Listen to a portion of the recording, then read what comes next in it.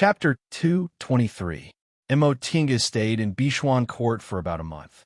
The matter of rebuilding the group progressed very smoothly. As Lu and Ichio said, Ren Yufeng's matter gave Bishuan court a chance to be reborn. When she arrived in Linhai, Bishuan court was on the decline. There were few people with spiritual roots, and even fewer people with high aptitudes. In addition, they only accepted female cultivators. So male cultivators had to pay a huge price to become official disciples of Bishuan court. The unfair environment created fierce conflicts. Although Bishuan court didn't bully others for no reason, as the only cultivation group in Linhai, it was inevitably overbearing. This kind of overbearingness was whitewashed under the surface of peace, but in fact, undercurrents were turbulent. Once there was a breakthrough, it would lead to a disaster. But no one expected Bishuan court to suffer such a disaster. Its most outstanding disciple, who was also most likely to advance to the core formation realm, rebelled. 3 core formation elders all died, and the group was almost exterminated. The individual cultivators in Linhai were also unlucky. They also lived in fear, so they resolved their conflicts and stood together. In addition, after Bishuan court was rebuilt, Wei Haolan announced the abolition of the group rule of only accepting female cultivators, which further promoted the change of Bishuan court's image.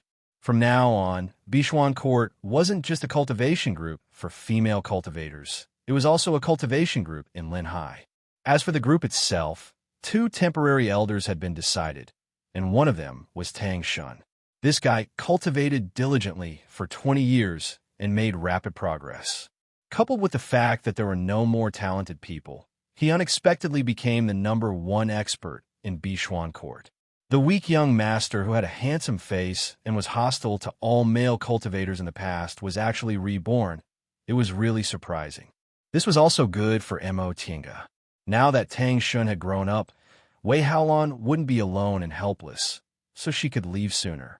Thus, Tinga bid farewell to Wei Haolan. Wei Haolan actually wanted to ask her to stay, but seeing that Tinga was determined to leave and that she indeed stayed in Linhai for too long, she didn't say much. In the end, they went through trials and tribulations together, and now they were comrades in the same boat. So before leaving, Wei Haolan personally came to see her off. Elder Yi, these are the offerings for the elders in the group. After you leave, we might not see each other for several decades, so I'll give them to you this time. Seeing Wei Haolan's sincere smile, Tinga took the Chinquan bag and touched it. This amount was at least tens of thousands of spirit stones. For the cultivators of Linhai, it was a huge sum of money.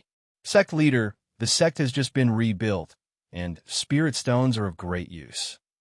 10,000 spirit stones is not a small amount. Is it okay to give it to me? Wei Haolan smiled and said, if it was a few days ago, I might have been reluctant, but now it doesn't matter.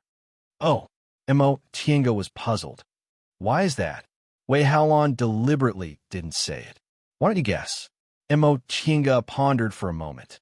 Could it be that you found some kind of treasure? That's right, Wei Haolan said with a smile. A few days ago, a disciple of the sect came to report that a spirit stone mine was discovered in the sea. It's not far from the sea, and there aren't any high-level demonic beasts. It's completely possible to excavate it. Really? Tinga was pleasantly surprised.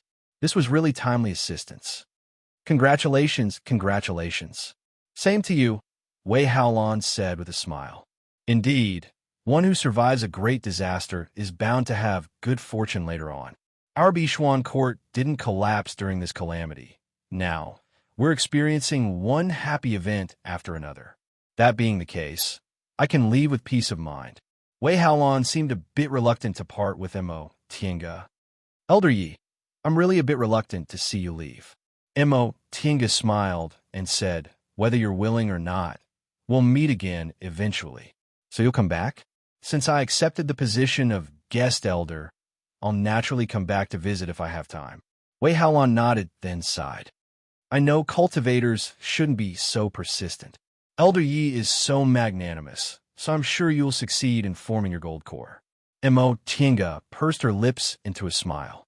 Whether I succeed or not depends on the will of the heavens. She paused for a moment, then said, "When I return this time, I'll directly enter closed-door meditation until I form my gold core. I think even if we can meet again, it'll probably be several decades later." She was now in the late stage of the foundation building realm, and it would take her at least 10 or 20 years to reach the peak stage of the foundation building realm, if she failed to form her gold core a few more times. Although her aptitude wasn't the same as before, things like realm breakthroughs weren't foolproof. Wei Haolan asked, "Then what should we do if we want to find you? Can we go to Xianxing school?"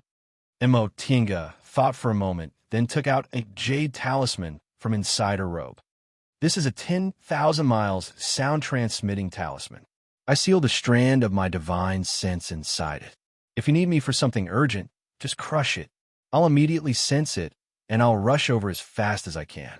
She thought for a moment, then said, "If you want to find me, just go to Xianxing school and ask to see me.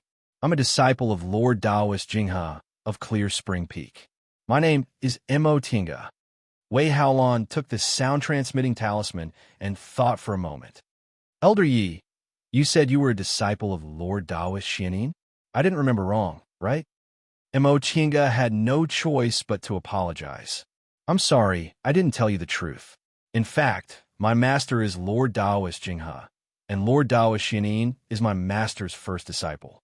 Before I built my foundation, I was always taught by this senior martial brother of mine." "I see." Wei Haolan sighed. "Your senior martial brother is also a nascent soul cultivator. It seems your master is quite amazing. My master is very good." When she thought of Lord Taoist Jinghe, a faint smile appeared on her face. It had been more than 20 years since they last met. She really missed that unreliable master of hers. Although he was always disrespectful, always did some ridiculous things, had an eccentric temper, and was as fickle as a child, he always treated her sincerely. The two of them chatted for a while before they finally went to the transporting formation. Wei Haolan led Mo Tinga through many twists and turns before they finally arrived at an inconspicuous small building. This small building was obviously dilapidated, but there were intact formations outside. Wei Haolan spent some effort to open these restrictions. Mo Tinga was amazed. "Sect Head, is the transporting formation here?" She heard the transporting formation leading to the outside was very mysterious. In the past 20 years, Ren Yufeng also wanted to use this formation to go to the outside world, but he never found it. It was actually in this ordinary small building. Wei Haolan smiled and said, "You didn't expect this, did you? In fact, we didn't go this way. There's a tunnel leading to this place in the main hall of the conference hall. If there are disciples going out, they'll use that tunnel. We only send a group of disciples out every few years, and they're all our trusted disciples, so the secret is well protected." Mo Tinga nodded. She looked around, but in her heart, she recalled Yin Ruoshu and the others she met in Ziwei's Immortal's Cave. When she first met them, she never expected she would have this kind of entanglement with Bishuan Court. She also never expected she would become Bishuan Court's guest elder. It just so happened that Bishuan Court went through a catastrophe in the past 20 years. Too many disciples went missing, so no one asked about their whereabouts. However, she didn't need to worry about this matter. In any case, the deaths of Yin Ruoshu and the others had nothing to do with her. Sect Head, Elder Yi. After entering the small building, they followed the stone steps to the underground. The disciple guarding the tunnel bowed to them. Wei Haolan nodded, then led Mo Tinga to the innermost room. This was an extremely complicated star atlas formation. There were specks of light on it, which coincided with some kind of astrology. Upon closer inspection, there were some special differences. Upon seeing Mo Tinga's gaze, Wei Haolan said, "Demonic Mountain has strange restrictions, so ordinary transporting formations can't send people there. I heard from the elders that this transporting formation is a kind of ancient transporting formation. I don't know where the Patriarch found it, so that's how it is." Mo Yaoqing's attainments and formations were indeed quite outstanding. Unfortunately, there weren't many records in her notebook. Elder Yi, Wei Haolan didn't immediately send Mo Tinga into the transporting formation. She frowned slightly, But in the end, she couldn't help but laugh. Even if you escort a gentleman for 1,000 miles, you'll have to part in the end. I'm being naggy again. Tinga also laughed. After getting along with Wei Haolan for 20 years, Tinga really liked her temperament. She was decisive, valued benefits, liked to weigh the pros and cons, and was ruthless, but she was also heroic and straightforward. No one was perfect. Among cultivators, it was really not easy to meet such a woman. Wei Haolan pondered for a while, then said, "In these 2 years, how about I hide your whereabouts and just say you're in closed-door meditation?" Although Junior Marshal Brother Tang's not bad now, he's still a bit too inexperienced. Tinga nodded subconsciously, but when she regained her composure, she smiled and said, "Sect head, why do your words sound so awkward to me? Junior Marshal Brother Tang's a bit older than me. Age doesn't matter in cultivation." Wei Haolan smiled. "Although you're young, you're very mature. This is something Junior Marshal Brother Tang can never catch up to." What she said made Tinga want to reflect on herself. "Although I'm young, I'm very mature." What she said, doesn't that mean my mentality is much older than my actual age? Oh, to women, this kind of saying always made them feel like they were aging prematurely. Although, as a cultivator, it's better to be a bit mature. When Tinga finally finished speaking, she stepped into the transporting formation. Wei Haolan personally laid down spirit stones. "Then, I'll take my leave first." Wei Haolan smiled. "We'll meet again, Elder Yi." "Oh no, I prefer to call you fellow Taoist Yi." Tinga cupped her hands. The transporting formation shone brightly. At the last moment, Tinga suddenly remembered something. She hurriedly took something out of her chinquan bag and threw it out. "Sect head, this is..." Before she could finish speaking, she already disappeared into the transporting formation. Wei Haolan was flabbergasted. She picked up a small box on the ground and opened it. Inside were rows of neatly arranged jade bottles. She took out a jade bottle and pulled out the cork. A pleasantly surprised expression flitted across her face. She hastily opened the second jade bottle, then the third. The pleasantly surprised expression on her face became more and more intense. In the end, Wei Haolan hugged the box tightly. She stared at the now empty transporting formation and said, "Elder Yi, thank you." The first bottle contained foundation-building pills. The second bottle contained soul-strengthening pills. The third bottle was the same. These medicinal pills were enough to cultivate a group of foundation-building cultivators. They could even support a foundation-building cultivator all the way to the peak stage of the foundation-building realm. In the end, this Elder Yi didn't accept Bichuan Court's offerings for nothing. When the light from the transporting formation dissipated, Tinga was already standing on Kunwa's land. She softly sniffed the rich spiritual aura in the air, then looked at the stretch of high mountains in the distance. "Kunwa, it's indeed Kunwa. I'm finally back." Before she could calm her excitement, a ray of light appeared in the distant sky. This ray of light was getting closer and closer, brighter and brighter. It was actually a glowing feather. Tinga reached out her hand. The feather fell into her palm and turned into a talisman. This was Xianxin School's summoning talisman. Chapter 224.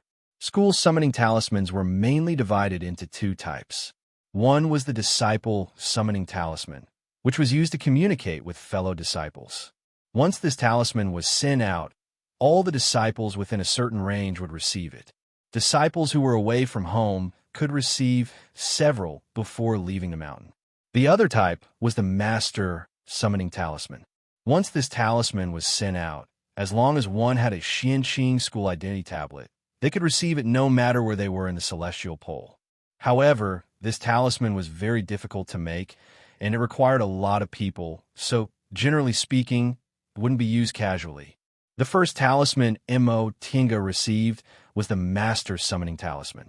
It had been 22 years since she left Mount Taikong, but as soon as she set foot on Kunwa's land, she actually received the Master Summoning Talisman.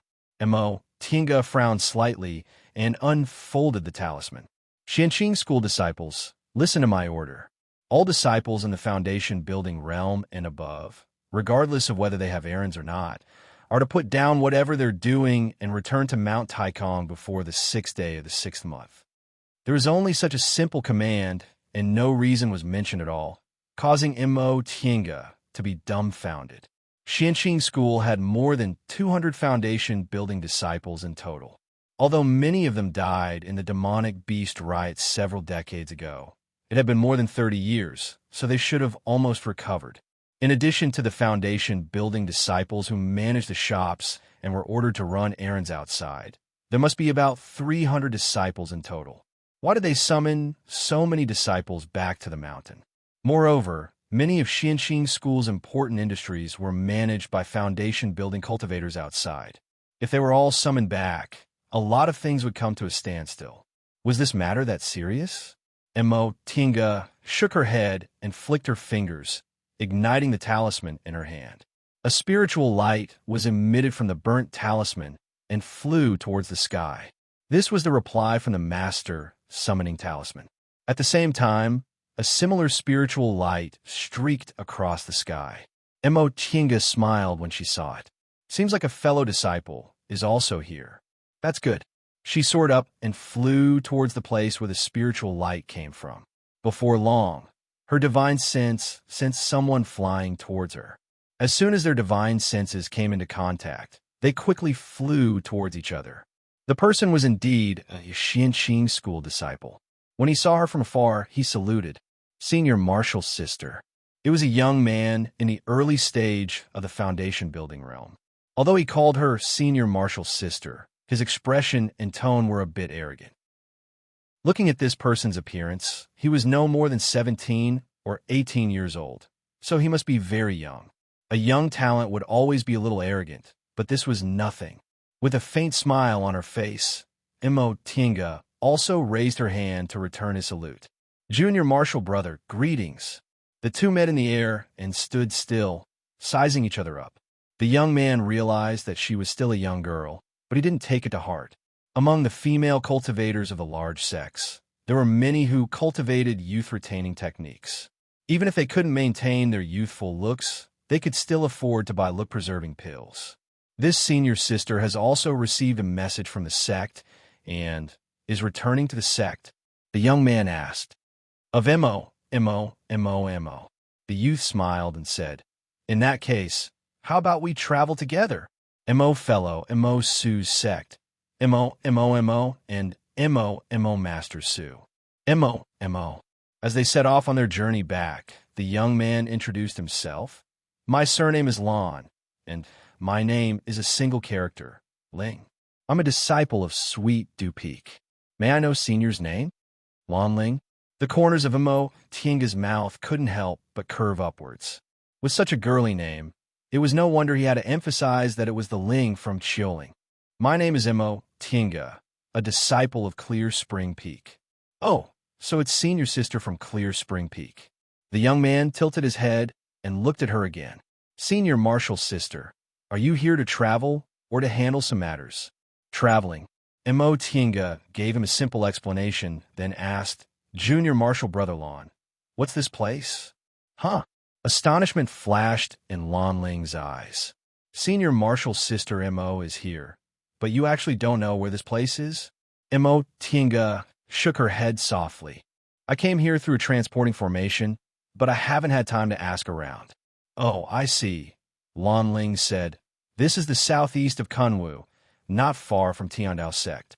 Upon hearing this answer, Mo Tiange was dumbfounded. So it's here. What's going on here? Lan Ling was curious. Wasn't this place near Yunwu's sect?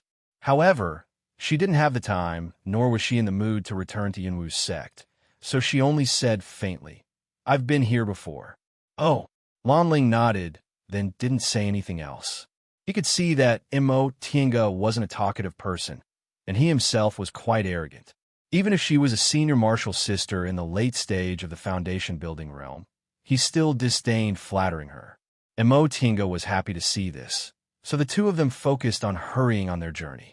They were now in the southeast of Kunwu, and Xianxing School happened to be in the west of Kunwu. On their way back, they met some fellow disciples one after another.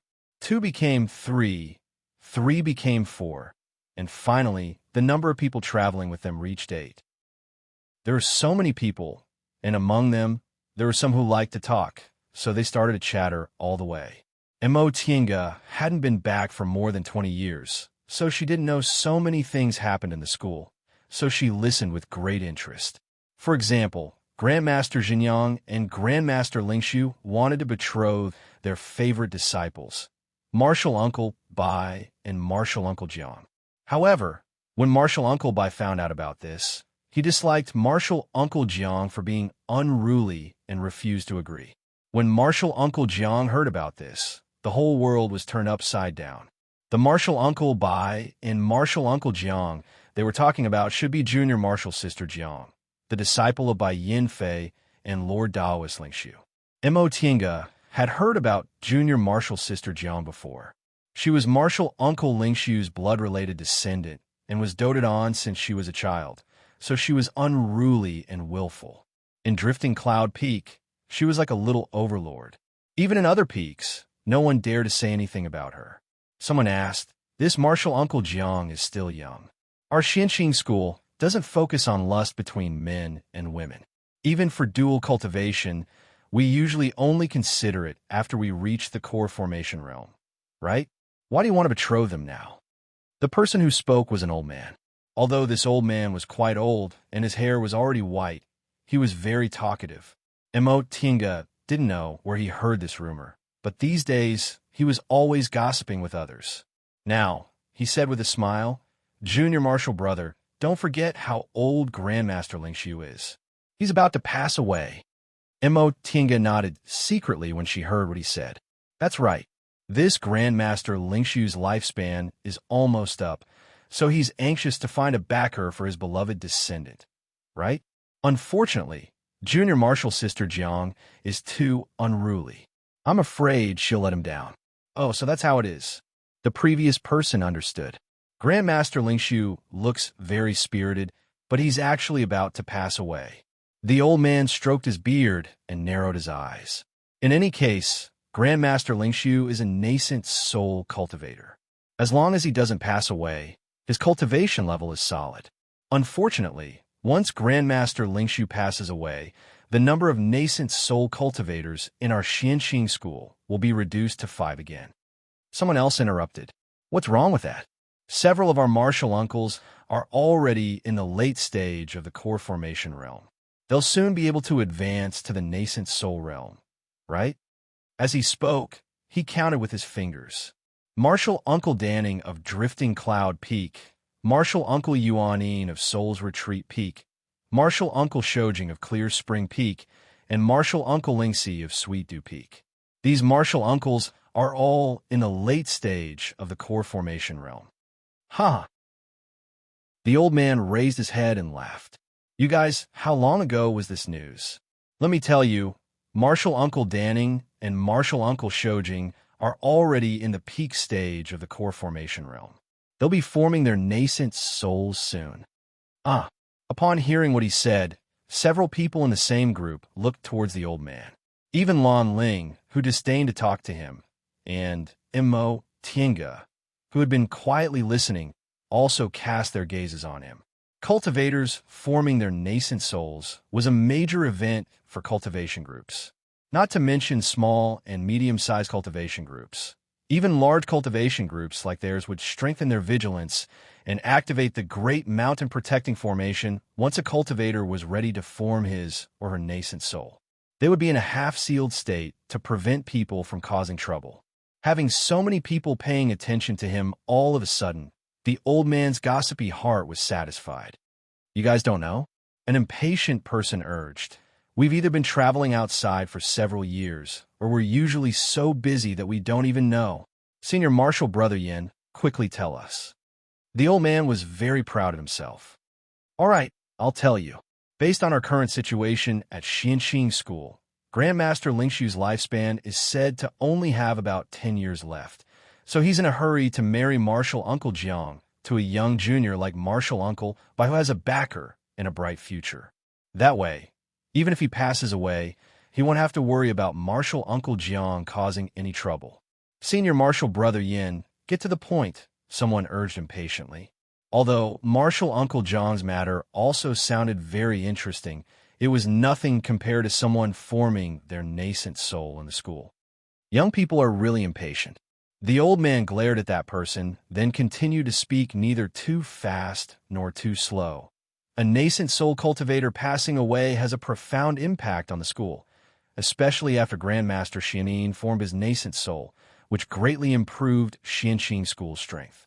At this time, our Grandmasters naturally don't want to just watch Grandmaster Lingxi pass away. But how can they stop something like passing away? Longevity pills aren't that easy to obtain. This old man was really long-winded. Listening to him, Tinga really wanted to grab his collar and shake him hard to shake off all his nonsense. She definitely wasn't the only one with this idea, but this old man wasn't threatened at all. In the end, they were from the same school, and they couldn't do such a thing, so she had no choice but to let him continue to be noisy. After a long time, he finally got to the actual content. Since that's the case, there's no other way. Grandmaster Lingxiu can't hold on for more than a few years, so we can only let the core formation martial uncles who have hopes of forming their nascent souls speed up their cultivation. In addition to martial uncle Danning, martial uncle Shoujing, martial uncle Yuanin, and martial uncle Lingxi only advanced to the late stage in the last 50 years. This is all because of the support of nascent soul grandmasters. Then he talked about several hundred words of nonsense before he got to the main point. It hasn't been long since martial uncle Yuanin and martial uncle Lingxi advanced to the late stage, and it'll be a while before they can form their nascent souls. Martial uncle Danning stayed in the late stage for 100 years and finally reached the peak stage of the core formation realm 2 years ago. As for martial uncle Shoujing, he just reached the peak stage of the core formation realm not long ago. Martial uncle Shoujing had been in seclusion for 35 years. Ever since he returned from the demonic beast riot 35 years ago, he had been in seclusion. Martial uncle Shoujing's talent really can't be underestimated. Among the few of us, I'm afraid there are some people with better spiritual roots than him, but we're still struggling in the foundation establishment realm. Not only has he formed his gold core, he's going to form his nascent soul very soon. Senior brother Yin, someone couldn't help but say, we all know about martial uncle Shoujing. There's no need to keep talking about it, right? The other 7 people all had the same expression, so senior martial brother Yin could only shut his mouth. Fine. In any case, you know martial uncle Shoujing and martial uncle Danning are already in the peak stage of the core formation realm and can form their nascent souls. That's it. The 7 of them were speechless. Under the gazes of the 7 people, the old man surnamed Yin cried out in grievance. You wanted it to be concise, so that's it. After a moment of silence, someone else asked, can martial uncle Danning and martial uncle Shoujing successfully form their nascent souls? Who knows? Senior martial brother Yin quickly chimed in, forming the nascent soul. It's not like building one's foundation. As long as one's aptitude isn't too bad, one can always take foundation building pills and eventually succeed. Forming one's nascent soul can only depend on the will of the heavens. It doesn't have much to do with aptitude. That was true. Building one's foundation was the first threshold of cultivation. Although most cultivators stayed in the aura refining realm their whole lives for disciples of cultivation groups like them, as long as they were a bit serious and had a bit of luck, the possibility of them building their foundation was still quite high.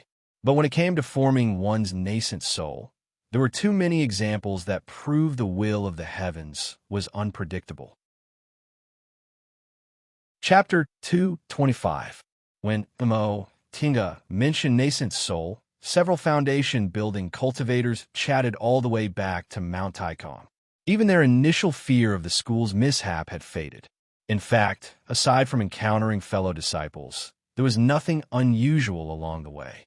If something happened to Xianxing School, the whole of Kunwu wouldn't be so peaceful. Tinga heard a lot of news on the way. Now, at least she knew her master was safe, and her senior martial brother Shoujing was going to advance to the nascent soul realm soon. Thinking of this, she remained silent, unable to describe her feelings. She was about to form her gold core, but he was about to form his nascent soul. The distance was always so far. Nevertheless, she would never be impatient for this matter. After so many years, she firmly remembered her master's teachings. She was now a genius, so she didn't have to worry about failing to advance to the next realm because of her lifespan. Martial Uncle Xianin, even if he was extremely talented, he just needed to walk steadily step by step. Melancholy flashed across her heart, but she quickly controlled it. Compared to the great Tao of immortality, a slight change in her heart was really nothing. Besides, that kind of acquaintance would always leave a knot in her heart. That being the case, why should she insist on something that was originally imperfect? After traveling day and night, they finally arrived at Mount Taikong after a month. Under their feet was a majestic mountain range, a sea of clouds, spiritual aura, and immortal aura. The main peak was thousands of feet high, surrounded by 6 slightly shorter peaks that looked like a blooming lotus. Countless roof tiles and eaves were hidden in the forest, and disciples in white and blue robes came and went. After leaving for more than 20 years, she finally came back. Mo Tinga looked at everything under her feet with nostalgia. Crossing tens of thousands of miles from the eastern territory of Kunwu reminded her of when she hadn't built her foundation yet. It took her no less than 2 months to travel from Yunwu sect to Xianxing school. That person looked cold, but was very considerate. He knew her cultivation level was too low, and she couldn't stand traveling day and night. So, senior martial brothers and sisters. The patrolling cultivators came and saluted them. You must be tired from the journey. Please go back to your caves and rest. Among them, the old man surnamed Yin was very gossipy. He hurriedly pulled the leading foundation-building cultivator and asked, Senior martial brother, may I ask why the school called us back? The leading cultivator shook his head and said, The grandmasters of the various peaks will explain this to you in detail. It's not my place to comment. Sorry, everyone. Please go back first. The other party's refusal was so obvious that the old man had no choice but to follow the crowd into the protective mountain formation and return to their respective peaks. Mo Tinga stopped in midair for a moment. She raised her head to look at the semi-defensive great mountain-protecting formation, then lowered her head to look at Mount Taikong, which didn't seem to have changed at all from more than 20 years ago. While descending towards Clear Spring Peak, she pondered in her heart that this was indeed what Old Man Yin said. Someone was about to attempt to form their nascent soul. However, even if there were cultivators in the school who were trying to form their nascent souls, they wouldn't summon all the foundation-building cultivators back. When Martial Uncle Xianin formed his nascent soul back then, the school was only slightly more heavily guarded. Since she couldn't think of a reason, she shook her head and threw these thoughts to the back of her mind. In any case, she was already back. Wouldn't she just have to ask? Her uncouth master was the Grandmaster of Clear Spring Peak. Even if other people didn't know the inside story, she would know. While he was lost in his thoughts, he had already landed. She raised her head to look around. The scenery and buildings around her hadn't changed at all. It was just that the cultivators coming and going didn't recognize her. Back then, she was tossed around by her master and spent several months in Mengxua Hall. She also often went to the main peak to give sermons, so most of the aura-refining disciples in the school recognized her. Especially after she took over Shanqing Palace's affairs. Everyone in Clear Spring Peak respectfully addressed her as Grandmaster Mo or Martial Uncle Mo, but now, as she walked on Clear Spring Peak, the disciples coming and going only curiously sized her up. When they saw her passing by, they simply stood to the side to make way for her and even lowered their heads to show their respect to a foundation-building senior. Only a few older aura-refining cultivators called out, Grandmaster Mo, in astonishment, but they attracted the astonished gazes of the younger cultivators. Mo Tinga showed a faint smile, then raised her head to look at the sky of Clear Spring Peak. It had been 22 years. The new generation had replaced the old. These young disciples who had just entered the school and were still busy on Clear Spring Peak didn't recognize her at all. As for those disciples who recognized her, If they hadn't already advanced to the foundation-building realm in the past 22 years, they probably would have also sensed the passage of time and wholeheartedly cultivated, right? For high-level cultivators, the short span of 22 years was the best time for aura-refining cultivators. This, Senior Marshal's sister?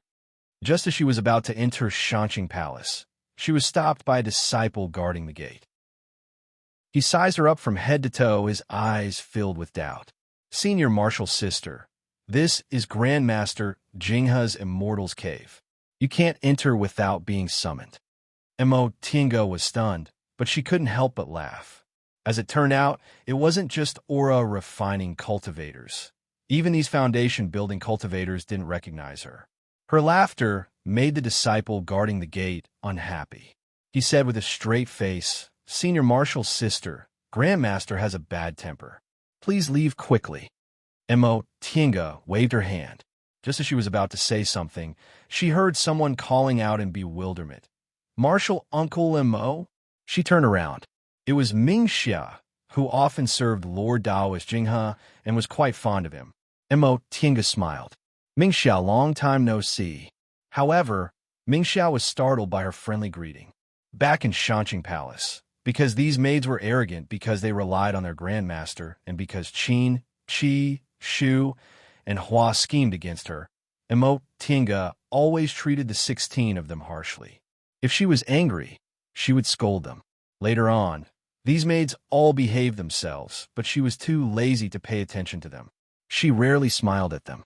After 22 years of not seeing each other, Ming Xia suddenly saw her smiling face, and her voice was so gentle and pleasant. This person was really fake, right? However, Ming Xia didn't know that Mo Tinga had been outside for a long time, experienced a lot, and her horizons were broadened. She naturally didn't care about these little grudges from the past. Besides, she hadn't returned for a long time. Now that she saw every blade of grass and every tree in Xianqing School, she was happy, let alone her old acquaintances. What? You don't recognize me? Ming Xia examined Mo Tinga up and down before she finally confirmed her identity. A smile appeared on her face. Marshal Uncle Mo, you're finally back. Grandmaster was just wondering why you didn't send a message back for more than 20 years. Mo Tinga showed a faint smile, but before she could answer, she saw the disciple guarding the door looking at her with astonishment. Marshal Uncle Mo? Exactly, Ming Xia said to the disciple. This is our Grandmaster's last disciple. Marshal Uncle Mo hasn't returned for more than 20 years, but you actually stopped her outside? The disciple scratched his head. Although he was embarrassed, he didn't panic. Instead, he respectfully saluted her. Marshal Uncle Mo, please forgive me. I've never seen you before, so I didn't recognize you. Please don't blame me. This disciple's words were appropriate. Besides, Mo Tinga wasn't angry, so she naturally wouldn't argue with him. She smiled and said, It's nothing. Can I go in now? The disciple promptly nodded and stepped aside. Mo Tinga dusted off her sleeves, then slowly walked into Shanqing Palace, which she hadn't seen for more than 20 years. Girl, you're finally willing to come back. Her clown master was still half lying on his dragon throne. His face wasn't drooping, and there were no wrinkles on the corners of his eyes. He was still handsome, graceful, noble, and lazy. Right now, he was lazily flipping through a book and didn't even bat an eyelid. Look, even the gatekeeper doesn't recognize you. Mo Tinga couldn't help but smile at this familiar scene. She brushed her sleeves and knelt down softly. Disciple hasn't returned for more than 20 years, making Master worried. Master, please punish me. Cough, cough. Lord Daoist Jinghe swallowed the unchewed plum in his mouth, along with the core. He choked so much that his eyes rolled back. Ming Xia promptly ran to the front to drink the tea. Grandmaster. After a long time, Lord Daoist Jinghe finally calmed down. He returned the tea to Ming Xia, sat up, and glared at Mo Tinga. Damn, girl, do you want to choke your master to death? She was still smiling, but her eyes widened innocently. Disciple didn't do anything. I even greeted Master politely. You? After being choked by the plum, Lord Taoist Jinghe was choked again by this sentence, so he could only glare at her angrily. But after glaring for a while, the expression on his face changed into one of joy. Oh, not bad. Not only did you make a realm breakthrough, but your realm is also very stable. And you didn't leave for nothing these past 20 years. Come here, let Master take a look. He waved at her cheerfully. Tinga stood up and walked towards him. Lord Taoist Jinghe grabbed her wrist and probed her meridians with his spiritual aura. After a while, good, that's right. He quickly examined her body, then let go of her wrist. He picked up a plum and threw it to her. You're obedient. Master rewarded this to you. Tinga caught the plum, which seemed to have only a little bit of spiritual aura. She didn't know whether to laugh or cry. Master, as your beloved disciple, I left for more than 20 years and finally came back with great difficulty. Why didn't you ask me anything? Lord Taoist Jinghe picked up another plum and nibbled on it.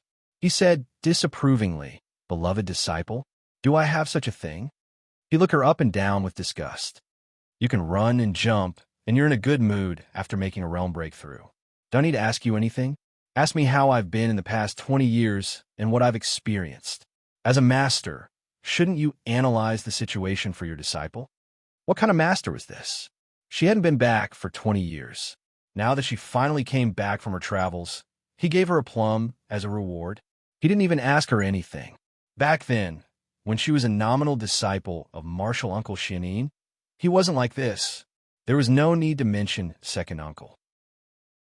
Whenever she encountered something, Second Uncle would analyze the situation for her, tell her what lessons she should learn and how to deal with it next time. Lord Taoist Jinghe rolled his eyes. What kind of person am I? I can tell you very well just by touching your meridians. As for what you've experienced, that's for you to understand yourself. What's the use of telling you? You're not a child. Tinga was stunned, but she soon smiled happily. Yes, she was different now. She wasn't a little cultivator in the aura-refining realm who needed someone to help her walk, and her master wasn't Second Uncle or Martial Uncle Xianin. He had his own way of caring and teaching. So why did he need to insist on the same? All right then. Tinga moved a chair and sat in front of him. Since Master has nothing to say, disciple has a lot of things to ask. Chapter 226. Alas, why did I accept you as my disciple? Lord Taoist Jinghe looked at her and shook his head with a sigh. I, Qin Jinghe, have been wise all my life, but Master... Tinga glared at him. I just want to ask you something. Do you have to be like this? Alas, you're not filial. You actually talk to Master like this. Master, if she didn't say anything, he wouldn't stop sighing. Lord Taoist Jinghe glanced at her. Upon seeing her furious expression, he chuckled and said, Tinga, Master thinks this is more like you. Look at you suddenly kneeling and begging for punishment. Master's heart feels creeped out. Tinga said everything she wanted to say. What kind of master was this? In other words, if she wasn't fierce, this master would feel his bones were light, and he would feel uncomfortable all over. Enough, she said with a straight face. Master, was everything okay when I wasn't here? What about Jinji? Has he built his foundation? Oh, it's good, it's all good. I didn't let anyone touch your little cave abode. Jinji built his foundation 4 years after you left. He's doing very well now. Tinga felt a bit relieved when she heard Jinji had built his foundation. Although she secretly left some foundation-building pills for him. Jinji's spiritual roots were poor after all, so it was hard to say whether he could build his foundation or not. 22 years had passed, so Jinji should be in his 40s now. If he still hadn't built his foundation, it would be troublesome. Some cultivators didn't fail to build their foundation only because they were old. Usually, it was because they failed for a long time that their mental state became unstable, so they gradually got further and further away from building their foundation. Master, you've been teaching him all these years, right? Huh? Teaching him? I don't have that kind of thought. Lord Taoist Jinghe waved the book in his hand indifferently. Tinga wrinkled her brows. Don't tell me you want Jinji to perish on his own. Seeing that she was about to get angry, Lord Taoist Jinghe smiled flatteringly and said softly, "Disciple, don't be angry. Although I didn't manage that stupid boy, I found someone to manage him. Rest assured." "Found someone?" "That's right. Your senior brothers have nothing better to do, so I found one of them to look after your child for you." This was indeed something he would do. Back then, didn't he throw her to Marshal Uncle Xianin for a long time? Later, because of other matters, he had no choice but to recognize her as his disciple. With a sigh, Tinga said, "Master, since you don't have anything to ask, I'll go back and rest first." All right, all right." He nodded hurriedly. "Have a good rest. I'll have him call you if there's anything. Oh, by the way, which senior marshal brother is Junji with? I'll go get him first." This. Lord Taoist Jinghe stared at her, then said cautiously, "Junji's already 40 years old now. He's no longer the child from back then. Yet you still want to adopt him? Leave him some face as a man. No matter how old he is, he's still my nephew," Tinga said. Besides, in terms of age, she could indeed be Junji's mother. Thinking up to this point, she cast a somewhat suspicious glance at him. "Master, tell me the truth. What did you do to Junji?" "I really didn't," Lord Taoist Jinghe said boldly and put on a serious face. "I'll have someone call him back later, okay? I promise you'll see him in a while." Tinga stared at her master for a long time, then finally nodded. "All right, I hope master isn't lying. How could I? Quickly go and rest. You look tired." Tinga was persuaded by his seemingly concerned tone. "I understand." She turned around and walked a few steps, then turned back again. "By the way," Lord Taoist Jinghe was startled. Master, do you really have to be this scared?" "No, I'm not scared." Lord Taoist Jinghe rubbed his nose, his gaze wandering. "I said I called Junji back. What other questions do you have?" "I just want to ask, what kind of major event happened when the school sent the summoning talisman this time?" Upon hearing this question, Lord Taoist Jinghe calmed down. "About this major event is indeed a major event, but it's not a bad thing. It's a bit complicated, so I'll tell you later. You should go and rest first." This time, his expression was very firm. Tinga thought about it. Although Master was unreliable, he never delayed official business. Since that was the case, she'd let him go.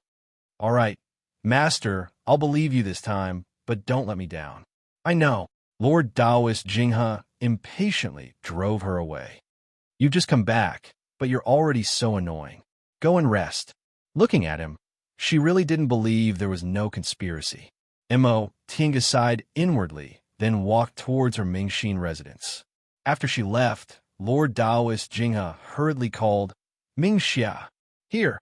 Mingxia hurriedly ran over. "Quickly go to that stinky brat's place and get Junji back."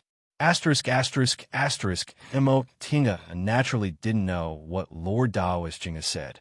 She walked in her small cave and found that nothing had changed. There was a pond in front of the house, a medicinal field in the back, and a row of 5 small houses. There were still only a few tables and chairs in the small living room, a tea set, and 2 books on the table, which she used to read often. In the concocting room, there was the coarse concocting furnace she bought for 15 spirit stones when she first started learning pill concocting. She had never used the tool concocting room, so it was empty and had nothing inside. In the lounge, Junji's bed was still there, but there was nothing he usually used. Finally, there was her cultivation room. It was still the same as before, but it was clean and tidy. Apparently, someone cleaned it from time to time when she wasn't here. She naturally didn't think those maids did it out of kindness. Maybe it was Master's order, or Junji's doing it himself.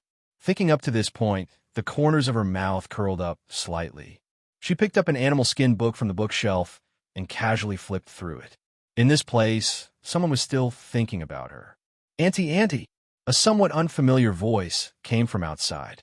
Tinga turned around and saw a young man in his 20s running towards her from the door of the cultivation room. He had delicate and pleasant features, and when he smiled, there were 2 small dimples on his cheeks. "Auntie."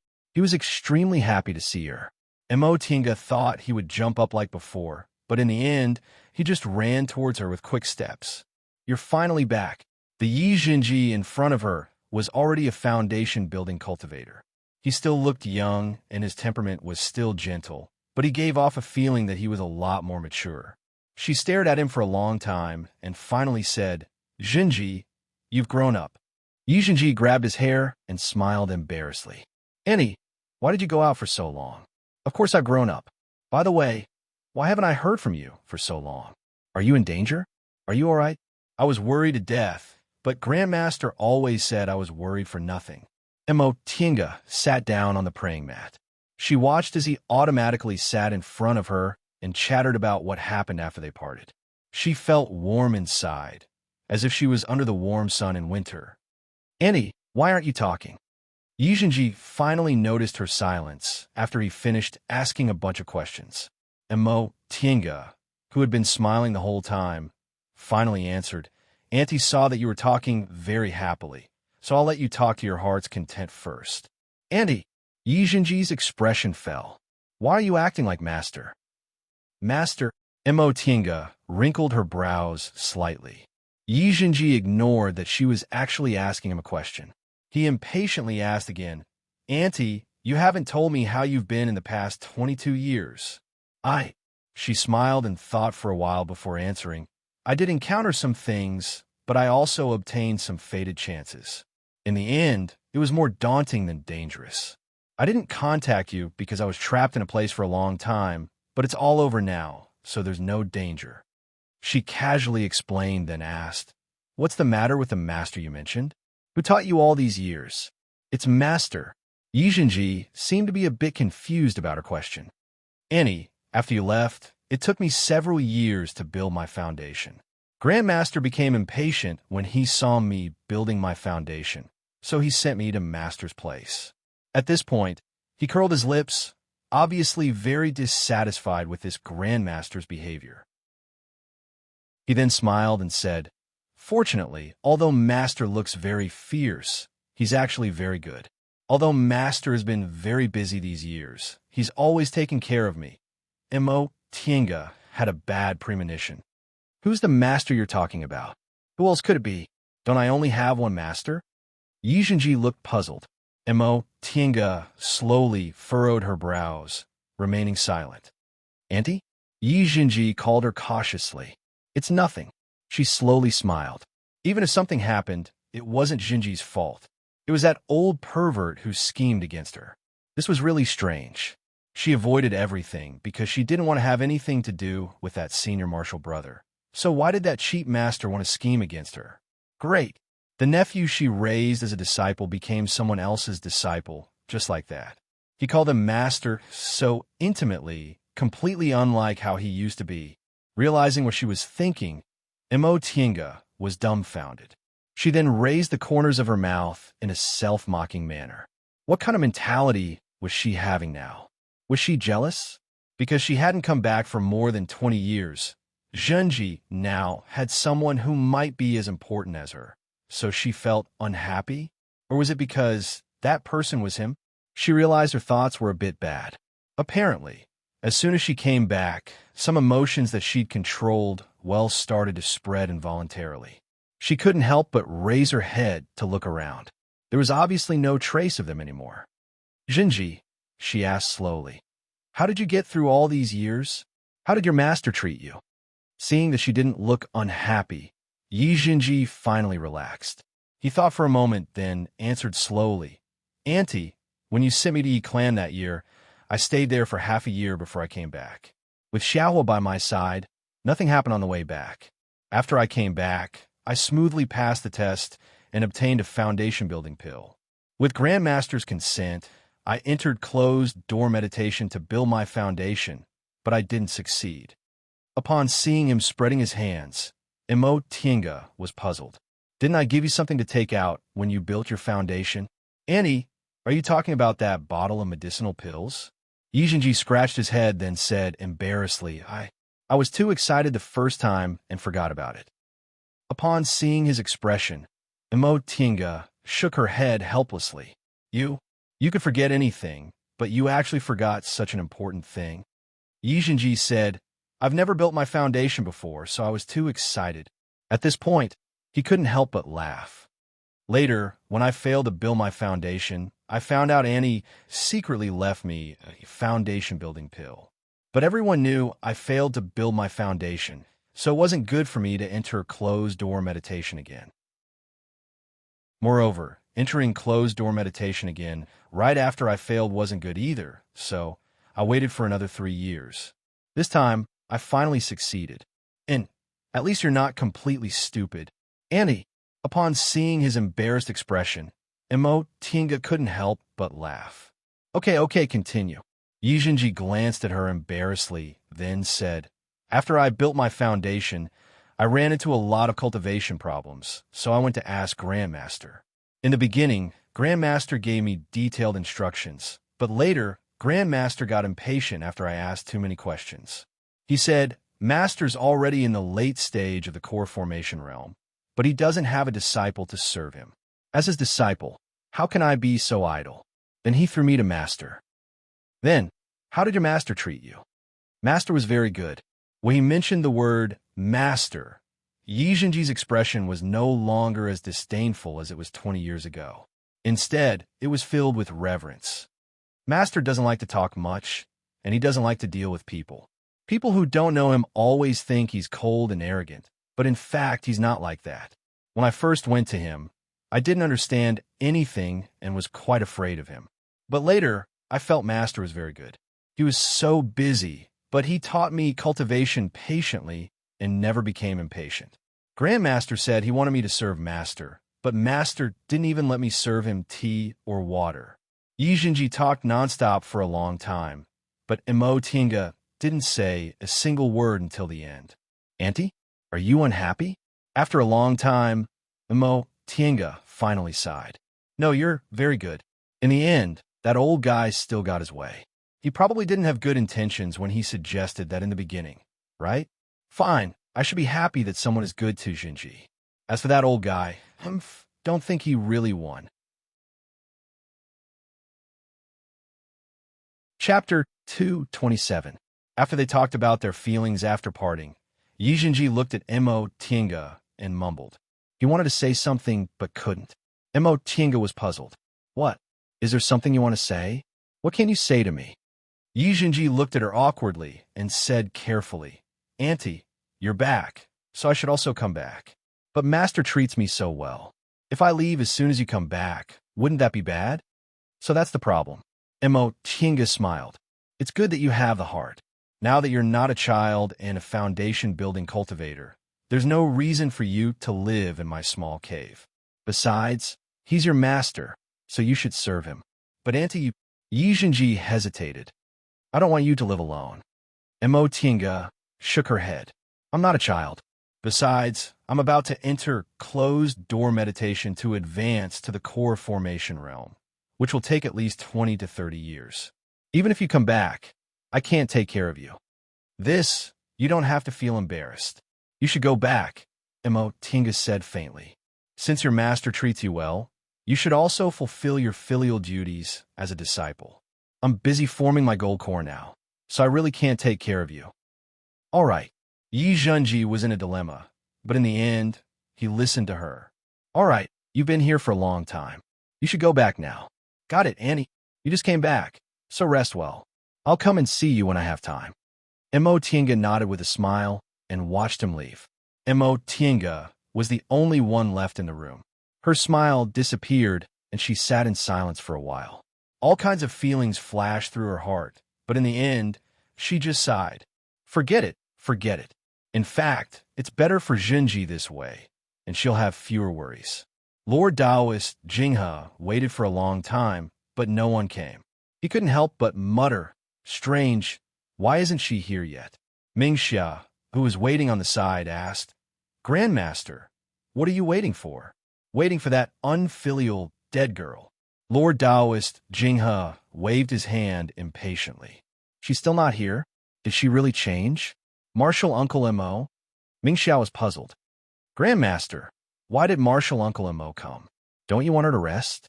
If I give Jinji to that brat, he'll definitely be angry.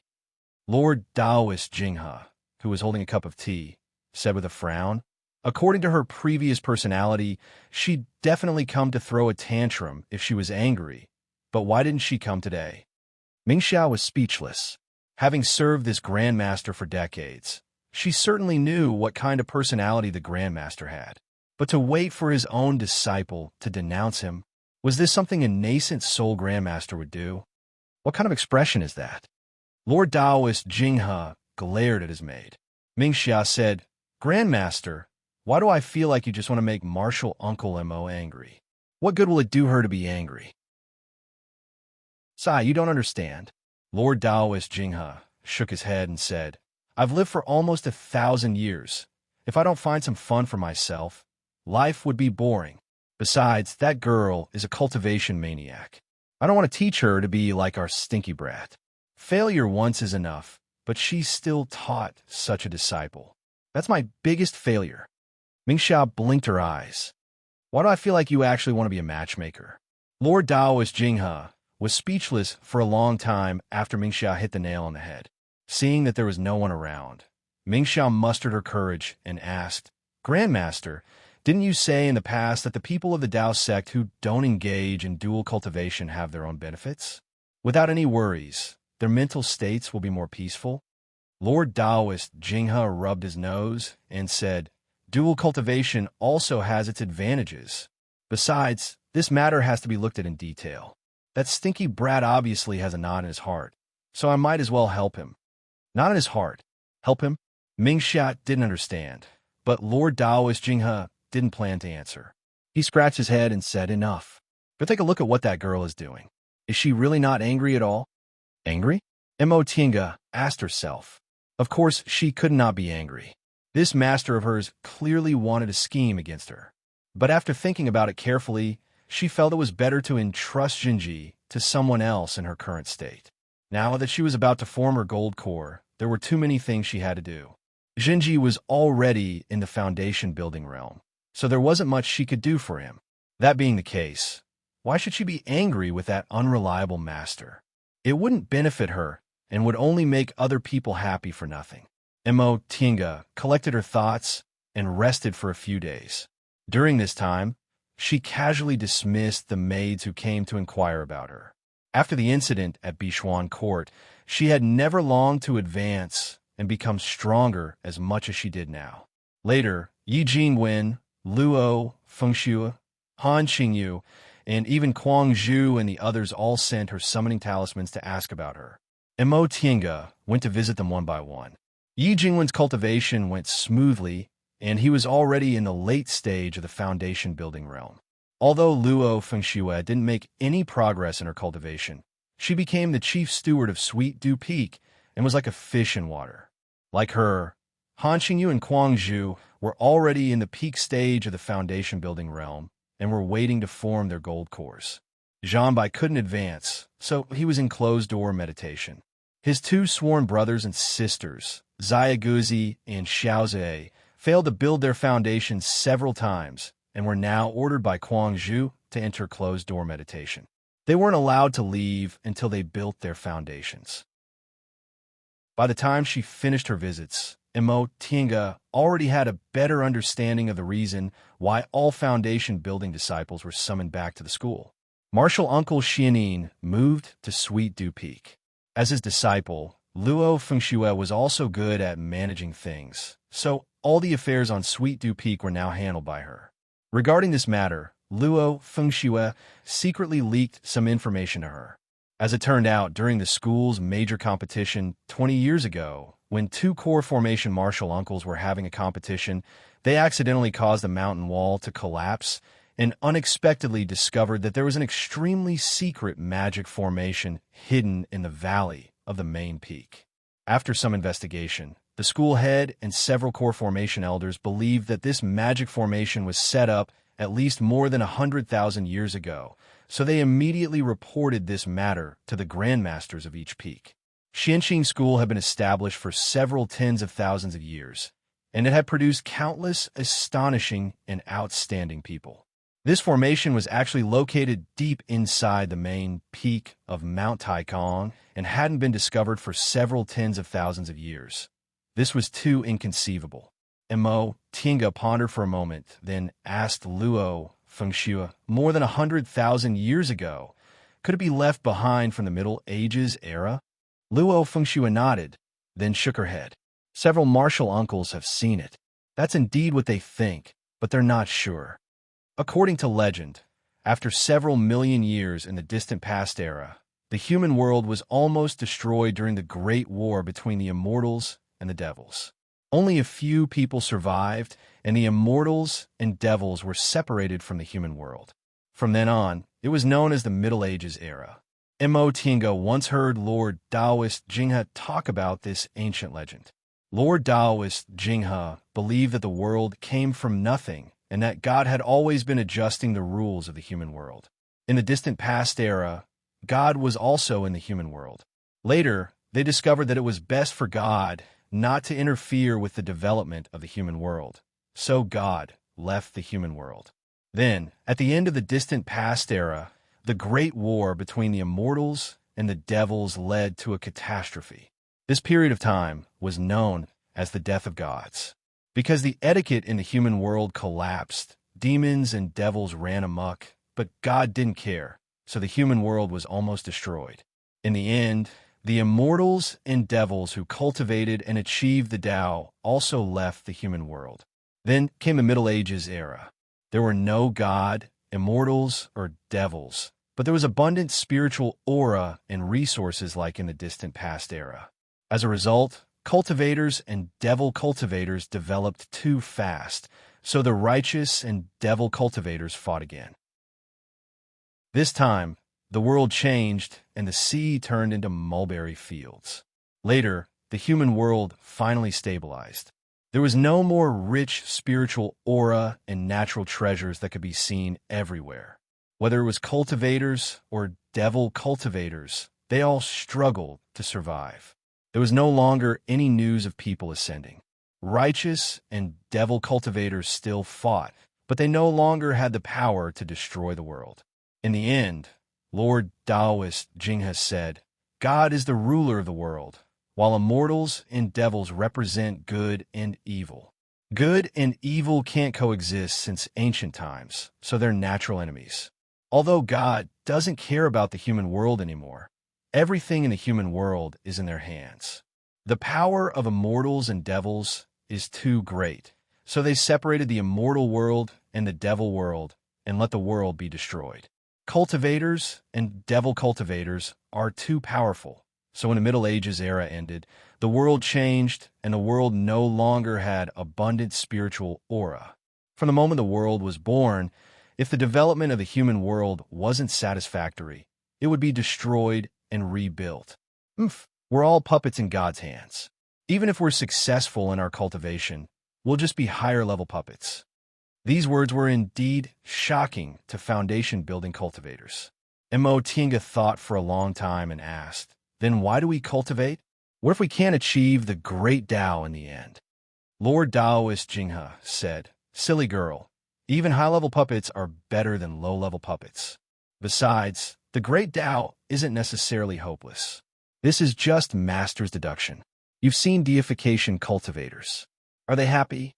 She remembered Zhong Muling and Yuan Bao and said hesitantly, they said they're already equivalent to God in the human world. Correct. The world will always be destroyed and rebuilt, but what does that have to do with us? The distant past era has been millions of years, and the Middle Ages era has been hundreds of thousands of years. Can we live that long?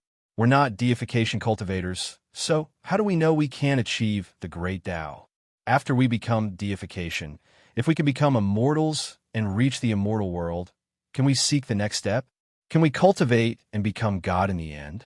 In the end, Lord Taoist Jinghe said, as long as there's hope for the great Tao, it's worth fighting for. What does the change in the world have to do with us? In the Middle Ages era, the spiritual aura was as abundant as in the distant past era. Many things were inherited from the distant past era and were extremely powerful. After discovering this magic formation, several martial uncles and I immersed ourselves in studying it for more than 10 years. In the end, we finally discovered that this magic formation was used by a certain cultivation group in the Middle Ages era to train its disciples. Luo Fengxue pulled Mo Tinga back from her thoughts. She pondered for a moment and asked, "What can we get from here?" Luo Fengxue said, "Spiritual plants." Mo Tinga was stunned. After so many years, these spiritual plants can't be used anymore, right? Luo Fengxue smiled. That's not true. In fact, this magic formation doesn't reward disciples with spiritual plants. After more than 100,000 years, those things can't be used anymore. Instead, the spiritual plants growing inside might be very ordinary at that time, but after more than 100,000 years, they're the most precious treasures. I see. Mo Tinga pondered for a moment, then asked, in the distant past era, there must have been a lot of high-level cultivators. Why do they want us foundation-building disciples to go? Luo Fengxue said, Tinga, don't forget that high-level cultivators back then were much more powerful than they are now.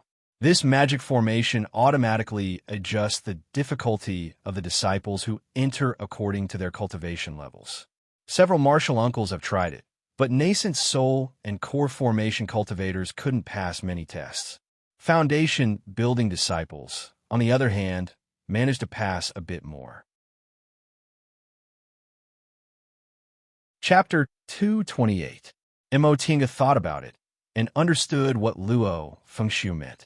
In the Middle Ages, spiritual aura and materials were richer than today's, so although those cultivators were in the same realm as today's cultivators, their methods were much more powerful. In particular, cultivators in the core formation realm and above could unleash the full power of magic weapons, and the materials used in those magic weapons were much better than today's. Therefore, core formation and nascent soul cultivators were much weaker than cultivators in the Middle Ages, which was why they couldn't move an inch inside this magic formation. On the other hand, foundation-building cultivators couldn't unleash the full power of magic weapons, even if they used magic weapons, so the gap between them and cultivators in the Middle Ages was smaller. Since that's the case, it's enough to select the foundation-building disciples with high cultivation. Why summon all the foundation-building disciples back? Luo Fengxue said with a smile. This magic formation is very powerful. In the past dozen years, martial uncles have studied it for a long time, but they still couldn't figure out the principle behind it. Once you enter the formation, there will be many forks in the road. We just want the spiritual plants growing inside, not the reward for passing the test. So the more disciples who enter the formation, the better. Mo Tinga asked again, from what you said, entering this magic formation won't be dangerous? Then why don't you let everyone enter? Luo Fengxue shook her head. The activation of this magic formation only depends on the cultivation level of the person with the highest cultivation level. If a core formation cultivator enters, its power will greatly increase, so it's best to let a group of cultivators in the same realm enter. In fact, we also thought about letting aura-refining disciples enter in the beginning, but perhaps aura-refining disciples weren't considered beginners in the Middle Ages, so they couldn't even enter the entrance of the magic formation. I see, Mo Tinga murmured. A well-preserved magic formation from the Middle Ages with ancient spiritual plants growing inside was a huge opportunity for Xianxing School's development. It was no wonder those martial uncles couldn't calm down and directly summoned all the foundation-building disciples back. Luo Fengxue said, but Tinga, you still have to prepare some things. Although this magic formation doesn't hurt people, if you don't pass it, you'll be transported out. The spiritual aura needed to activate this magic formation is really too much. The martial uncles estimated that this kind of large-scale activation can only happen once every 50 years. Moreover, the reward this time is quite generous. Medicinal pills will be distributed according to the amount of spiritual plants you collect. The more tests you pass, the more spiritual plants you can collect, and the more rewards you'll get. I understand. Mo Tinga thanked him, then returned to clear Spring Peak. Since this was the inside story, a disciple in the peak stage of the foundation-building realm like her was definitely someone the school had high hopes for. In that case, she really had to prepare a bit more. After all, she couldn't lose her master's face. With these thoughts in mind, Zhang Xian walked toward Shanqing Palace. Before he reached the entrance, he heard a voice coming from the entrance. "Who are you? How dare you stop me?" A domineering and arrogant woman's voice rang out. Emotinga was astonished.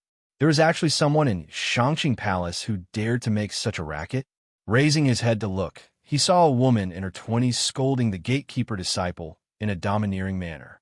Looking at her cultivation, she was only at the middle stage of foundation establishment. The disciple glared at the woman and said coldly, "Who are you, senior sister?" "This is Grandmaster Jinghe's Immortal's Cave.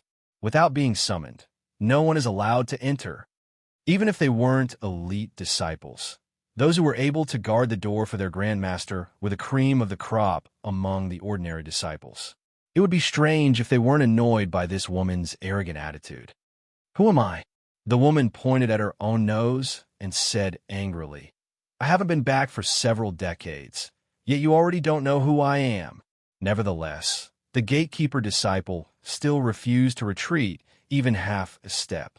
He stared at her coldly and said, "Senior sister, please leave. If you keep acting like this, I'll have no choice but to drive you out." "You." Upon hearing the word drive, the woman flew into a rage. But before she could get angry, the gatekeeper disciple saw Imo Tinga approaching. His smile changed, and he said politely and respectfully, "Marshal Uncle Imo, you're back." Imo Tinga nodded and said in. She then walked inside. The gatekeeper disciple naturally wouldn't stop her, but just as Imo Tinga took a step, a shout came from behind her. "You're not allowed to enter." Imo Tinga turned her head. It was this arrogant woman. Before she could say anything, the gatekeeper disciple already shouted, "Senior sister, you can't be rude to Marshal Uncle Imo." The woman's face was completely red. She looked both angry and angry. Her gaze swept over Imo Tinga, but it was filled with hostility. "Who is she? Why can she enter?" The gatekeeper disciple said coldly, "This is Marshal Uncle Imo, Grandmaster's disciple. Of course she can enter." "What?" The woman was shocked. Her hostility towards Imo Tinga became even stronger. Imo Tinga didn't feel like saying anything. She just turned around and entered Shangqing Palace. No matter who this person was, her arrogant and domineering appearance was really annoying, so she didn't feel like paying attention to her. She bypassed the screen wall and stepped into the hall, only to see Lord Taoist Jinghe chatting and laughing with Wei Yu and Qingxue. "Master," she called out. Lord Taoist Jinghe turned his head and said, "Oh." He then continued to say, "There was one time when Grandmaster saw an old woman in Shisha. She was really funny. Her face was obviously full of wrinkles, but she always held her orchid-shaped fingers and thought her beauty was unparalleled." As he spoke, he even imitated other people's orchid-shaped fingers and said angrily, "Hateful." Imo Tinga instantly had goosebumps all over her body. This master, doesn't he feel ashamed doing this kind of thing? Wei Yu and Qingxue naturally didn't think so. The two of them giggled and even urged him, "Grandmaster, what else?" Imo Tinga's face darkened. "Master." Lord Taoist Jinghe finally looked her in the eye. He said with dissatisfaction, "Master, I'm talking happily. If you have something to say, say it later." Imo Tinga glared at Wei Yu and Qingxue, signaling them to leave. Although Wei Yu and Qingxue were reluctant, Marshal Uncle Mo's prestige from back then was still there, so they bowed and were about to leave. "Wait." Imo Tinga stopped them. "It's noisy outside. Go take a look. If there's nothing else, dismiss them." There was a formation at the door, so the two of them didn't know what was going on outside. Upon hearing what Imo Tinga said, they hurriedly answered, "Yes." After the two maids left, Lord Taoist Jinghe felt even more bored. He snorted and said, "What? If you have something to say, say it quickly." "Master, who's that person outside?"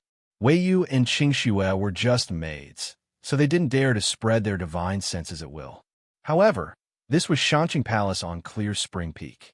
She wouldn't believe Lord Taoist Jinghe didn't know anything about what was going on outside. "Oh, that girl." Lord Taoist Jinghe picked up a few peanuts and tossed them around. "Don't mind her. She hasn't made any progress in dozens of years." Let her get the cold shoulder for once. Although he looked like he didn't care, Imo Tinga saw the sadness in his eyes. Thinking of that woman's behavior and what the two of them said, she had a rough idea of what was going on. If that was the case, she shouldn't care about this matter, so she didn't say much. Instead, she asked, "Master, I heard from Feng Shue that they called us back this time because a magic formation was found in the valley on the main peak. At that time, all the foundation building disciples are going to go in and collect spiritual plants, right?" "Oh, Feng Shue told you?" Lord Taoist Jinghe finally looked at her. He pointed at the chair in front of him and asked her to sit down. "Then what do you think?" "Of course it depends on what Master thinks."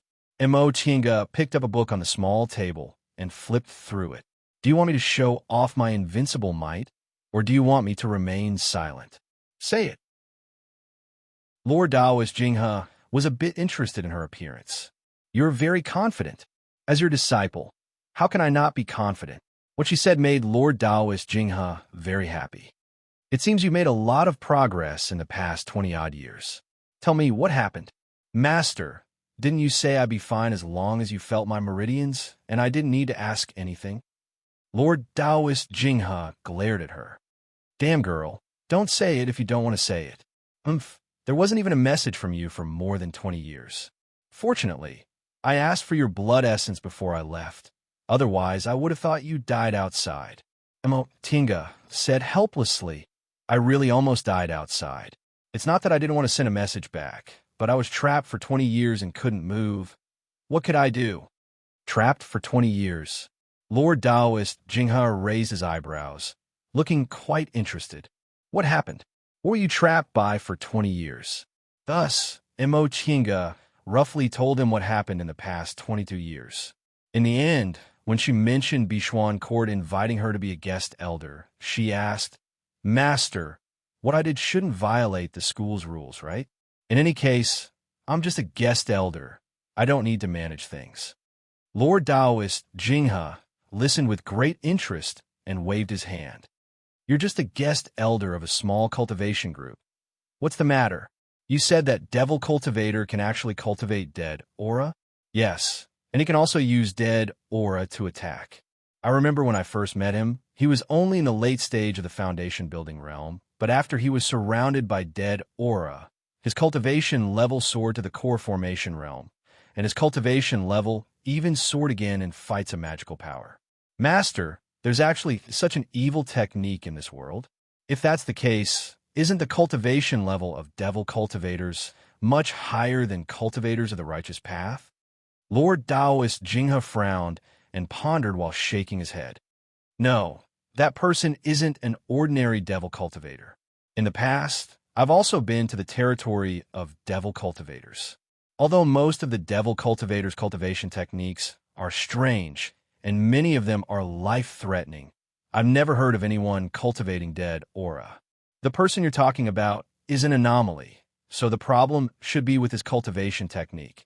Did you get the stone tablet with the cultivation technique recorded on it? Take it out, and let me take a look." Imo Tinga paused for a moment, then said, "I don't dare to take it out directly.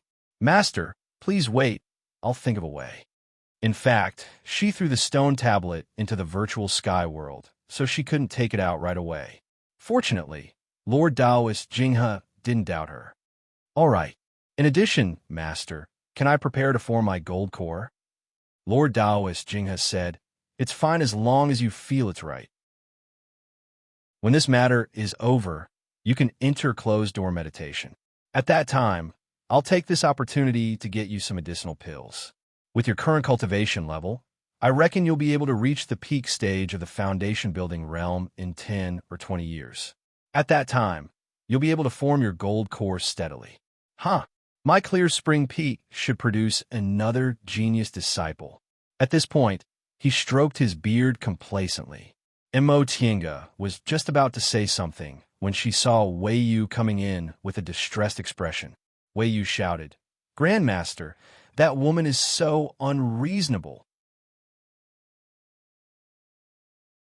Chapter 229. If she was really that woman, she'd certainly be unreasonable. Imo Tinga looked up and saw Lord Taoist Jinghe, who was smiling just a moment ago, saying faintly, "Let her in." Grandmaster. Wei Yu was dumbfounded, but she quickly reacted and said, yes.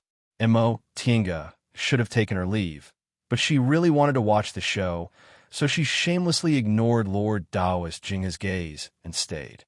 He glared at her, but she didn't respond, so Lord Daoist Jinghe didn't feel like paying attention to her. Not long after Wei Yu left, she saw the woman rushing in from the door. When she saw Lord Daoist Jinghe, her eyes turned red, and she ran towards him with a sobbing tone. Grandmaster! She ran to Lord Daoist Jinghe, knelt down with a plop, then grabbed his clothes and looked up with tears in her eyes. Grandmaster! Mo Tinga saw that Lord Daoist Jinghe's expression was indifferent at first, but when the woman knelt and cried in front of him, his expression slowly softened. In the end, he sighed helplessly and gently pulled her up. Mingzhu, it's been so many years. Do you know your mistakes? While wiping her tears, the woman choked and said, Grandmaster, I know my mistakes. I missed you so much when I was outside, and I regret it so much. It's good if you really know your mistakes. Lord Daoist Jinghe let her sit next to him and said seriously, Tell me, where did you go wrong? The woman wiped her tears and said, I shouldn't have lost my temper. I shouldn't have fought with my fellow disciples. And she bit her lip. I shouldn't have stopped others from getting close to senior martial brother. And I shouldn't have had delusions. Grandmaster, I really know my mistakes. Don't let me stay outside alone again, okay? Senior martial brother? Mo Tinga raised her eyebrows. Feng Shue shouldn't be wrong about what happened. Whether it was according to cultivation level or seniority, shouldn't she call him martial uncle? Lord Daoist Jinghe's expression softened, and he said earnestly, We cultivators should know the principle of the heart moving at will and the mind maintaining tranquility. It's not that we shouldn't have affection or abandon the idea of love, but we shouldn't be obsessed and shouldn't fall into a demonic barrier. Do you understand this? The woman lowered her head, crying as she nodded. Lord Daoist Jinghe originally wanted to say more, but upon seeing Mo Tinga's current appearance, he eventually shook his head and said, You should have come back for the disciple gathering this time, so you can't be considered leaving without permission. Go back to your Zhili house.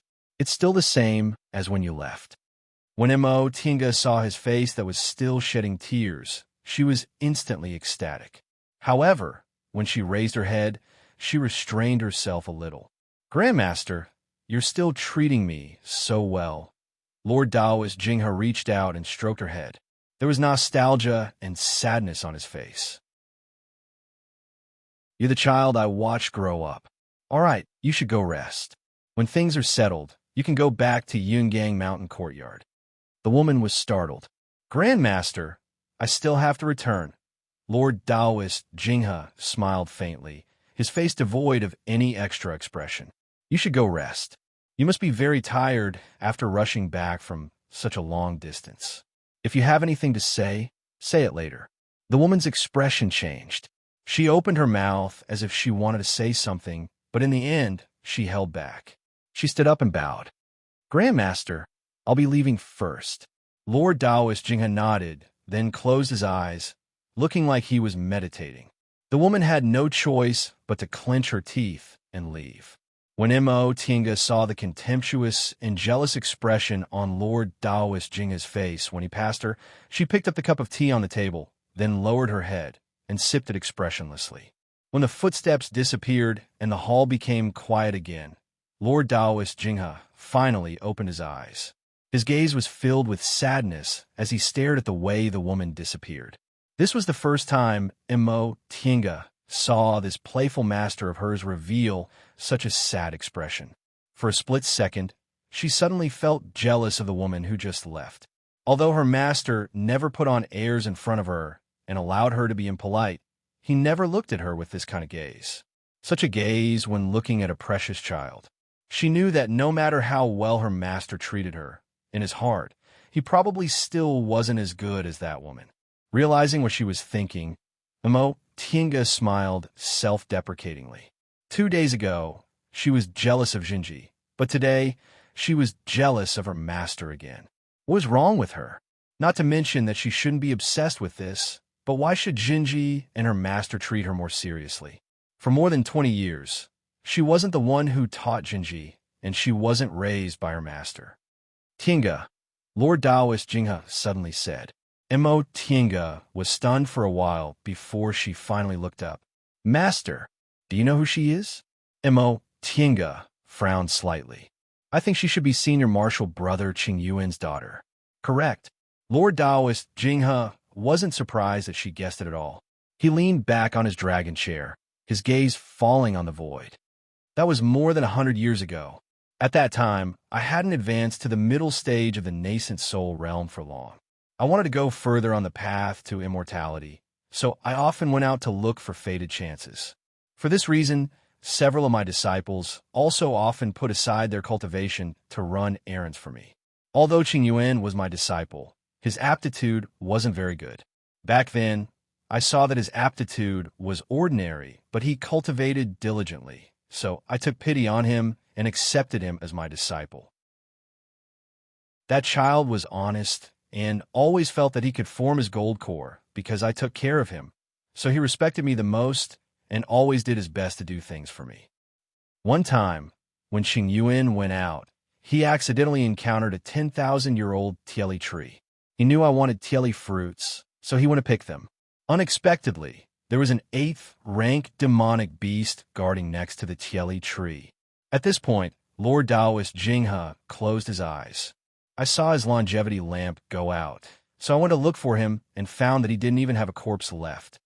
Mo Tinga was stunned. An 8th-rank demonic beast was equivalent to the early stage of the nascent soul realm. This senior martial brother was only in the core formation realm, so how could he defeat it? No wonder Master tolerated that arrogant grand disciple so much. It turned out that her father died for Master. Master, Mo Tinga whispered, you're telling me this because Lord Taoist Jinghe showed a bitter smile. Do you think I don't know that child Mingzhu's personality? She lost her father when she was a child because of me, and I didn't teach her well. In fact, I really owed her. After I took her back, I spoiled her too much and fostered her arrogant personality. Although I knew she was in the wrong, I couldn't bear to discipline her until she attacked a fellow disciple. Mo Tinga once heard Luo Fengxue talk about this matter.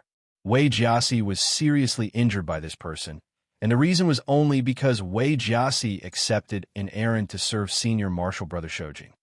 The child she injured was Xuanin's disciple, and also my grand disciple. No matter how much I loved Mingzhu, I couldn't be too biased, so I had to punish Mingzhu heavily and ruthlessly control her. But I spoiled her rotten a long time ago, so she couldn't change no matter what. In fact, she even became worse and didn't know how to repent. I was extremely disappointed.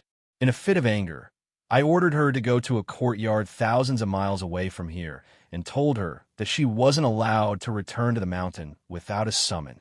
Mo Tinga listened in silence for a while, then asked, Master, do you want me to be lenient with her? Lord Taoist Jinghe stared at her, then said with a sigh, You're a smart person. You must have clearly understood what I meant just now. It's been 60 years since I ordered her to go to the courtyard. That child should have suffered a lot. But looking at her now, how could she show even the slightest bit of remorse? It's been 60 years. The disciples guarding the gate and my maids have all been replaced. So how could I possibly recognize her? She came back, but she didn't tell anyone to report to me and just kept pestering me. Mo Tinga carefully calculated in her heart. This nominal martial nephew of hers was probably 160 or 70 years old, right? Such behavior was indeed too willful. Although her master treated her gently just now, his attitude was distant. Moreover, her martial uncle was also present, but her master didn't let her greet him. Obviously, he didn't intend to let her come back. Thinking up to this point, Mo Tinga felt her jealousy was unreasonable. I understand. She'll only stay for a while. Even if she does something excessive, I'll just ignore it. Lord Taoist Jinghe felt slightly gratified. She was raised by me. Even your senior martial brother Shoujing can't compare to her. How could I not feel distressed seeing her come back like this? It's been 60 years, so if she knew she was wrong, I'd let her come back. But but she missed this opportunity. Her attitude is still arrogant. Her cultivation level hasn't improved in the slightest, and she even learned to deceive me. For her father's sake, I won't treat her unfairly with medicinal pills or magic weapons, but she can forget about coming back to Mount Taikong in the future. Upon seeing the cold expression on her master's usually smiling face, Tinga knew he was really angry. That woman was really stupid. She pretended to be tearful in front of her master, but she didn't know how to hide her expression. How could a dignified, nascent soul cultivator be easily fooled? This kind of stupidity, thinking herself smart, was more terrifying than simply not being smart. Master, don't be too sad. This matter really can't be blamed on you. She grew up with Senior Marshal Brother Shojing, but isn't Senior Marshal Brother Shojing doing well? Whether it's the path of cultivation or the path of life, one has to walk on their own. If they don't make progress, what else can they do? Lord Taoist Jinghe shook his head. How could he not know Tinga was trying to comfort him, teaching in accordance with her aptitude? Master doesn't know how to educate child. I always thought it was okay to spoil her a little since she was a girl. So she made mistakes again and again. Forget it, forget it. I've given her so many chances, but she didn't repent at all and even learn to play tricks. Since that's the case, I'll let her stay in the other courtyard for the rest of her life. When she changes, I'll let her come back. Although he said that, Tinga knew Lord Taoist Jinghe had given up. She didn't know whether she should feel jealous or sympathetic towards that woman. Her master said so many things, hoping she could be a little more tolerant. Obviously, he still loved her very much, but the implication was that he would let her spend the rest of her life in the other courtyard and was too lazy to even remind her of her mistakes. No matter how much he loved a child, if she was unwilling to repent over and over again, his doting heart would eventually turn cold. After not seeing her for 60 years, he originally hoped she could change a little bit, but the result was still the same. How could he not be disappointed? Tinga asked herself. If she were in his shoes, she probably wouldn't even want to see her anymore, let alone her master who treated her so gently. Her master usually didn't behave properly, but he was so sad because of her. It could be seen how much he loved her in the past, but she didn't know how to cherish her good fortune. This woman really wasn't pitiful at all. Chapter 230. What amused Tinga was that another woman came to Shanqing Palace, and she was even the arrogant and despotic kind. Mei Mei Lan, Zhu, Qin, Qi, Hua, and Hua. Those people finally understood her good points, so they immediately changed their personalities and ran to her every 2 or 3 days. Not only did they inform her, but they also fanned the flames. Afterward, not only did she know everything about this woman, but she also knew what she did every day, who she met, and why she got angry. This nominal marshal niece was called Ruan Mingzhu. When Senior Marshal Brother Qingyuan died, she was only 5 or 6 years old. At an age when she didn't understand anything, she was taken to her master's side and taught by him personally. At the same time, her master returned to the Qin clan in the secular world and took back Senior Marshal Brother Shojing. The two of them were about the same age. They cultivated and lived together since they were little. One lived in Mingxin residence, while the other lived in the Zhili building next door. They could be said to be childhood sweethearts. After living together for several decades, Ruan Mingzhu naturally thought Senior Marshal Brother Shojing would always be with her. Who knew that Senior Marshal Brother Shojing actually had a dull personality? Normally, he always immersed himself in cultivation and ignored her good intentions. She was annoyed and wanted her grandmaster, who loved her, to make decisions for her, but it was useless for others to make decisions for her. As the two of them gradually grew up, the difference in their cultivation levels and temperaments became bigger and bigger. Senior Marshal Brother Shojing gradually stopped paying attention to her. If he wasn't immersed in cultivation, he would travel around and never stay in the cave. Ruan Mingzhu had long been accustomed to everything being hers. Whenever she wanted something, her grandmaster who loved her would immediately give it to her. How could she stand Senior Marshal Brother Shojing ignoring her? The more she couldn't get something, the more she wanted it. However, the distance between them grew bigger and bigger as their cultivation levels fell apart. After they advanced to the core formation realm, senior martial brother Shoujing moved out of Shanqing Palace. Ruan Mingzhu didn't think she should cultivate diligently, but she kept making things difficult for the female disciples who worked for senior martial brother Shoujing. In the end, it finally led to a disaster. These words were passed to her by Xiuqin and the others.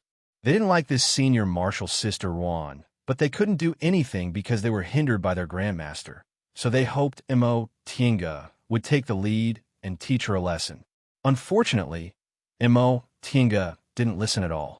She just immersed herself in her own business, making them very disappointed. Of course, she knew Ruan Mingzhu was very angry because her master wouldn't let her come back, so she kept causing trouble to the maids. However, she had already promised her master that she could only pretend to be deaf and mute. Besides, Ruan Mingzhu didn't provoke her, so why would she look for trouble with her? Since this matter didn't concern her, Mo Tiange had always been very calm. Martial Uncle Mo, I heard this senior martial sister Ruan calls martial uncle Shoujing senior martial brother. Mo Tiange, who was sitting in front of Mingxin Residence's pool, held Fei Fei in her arms and fed it. She uttered a nonchalant and, seeing that she didn't respond, Qingqi rolled her eyes and continued. I heard that Grandmaster wanted senior martial sister Ruan to change her way of addressing him, but senior martial sister Ruan refused even if she died. Martial uncle Shoujing didn't care either. Mo Tiange continued to calmly respond with an in. Xiuqin had no choice but to ask, Martial uncle Mo, do you have any ideas? Mo Tiange fed a spirit fruit to Fei Fei, then let it wander on its own. She then said, I don't have any thoughts. Xiuqin and Qingqi looked at each other, unwilling to give up. Don't you think that senior sister Ruan is too that? Unfortunately, Mo Tiange just stared at them with a faint smile on her face. It was only after she stared at them that she finally said, Then what do you want? Do you want to teach her a lesson?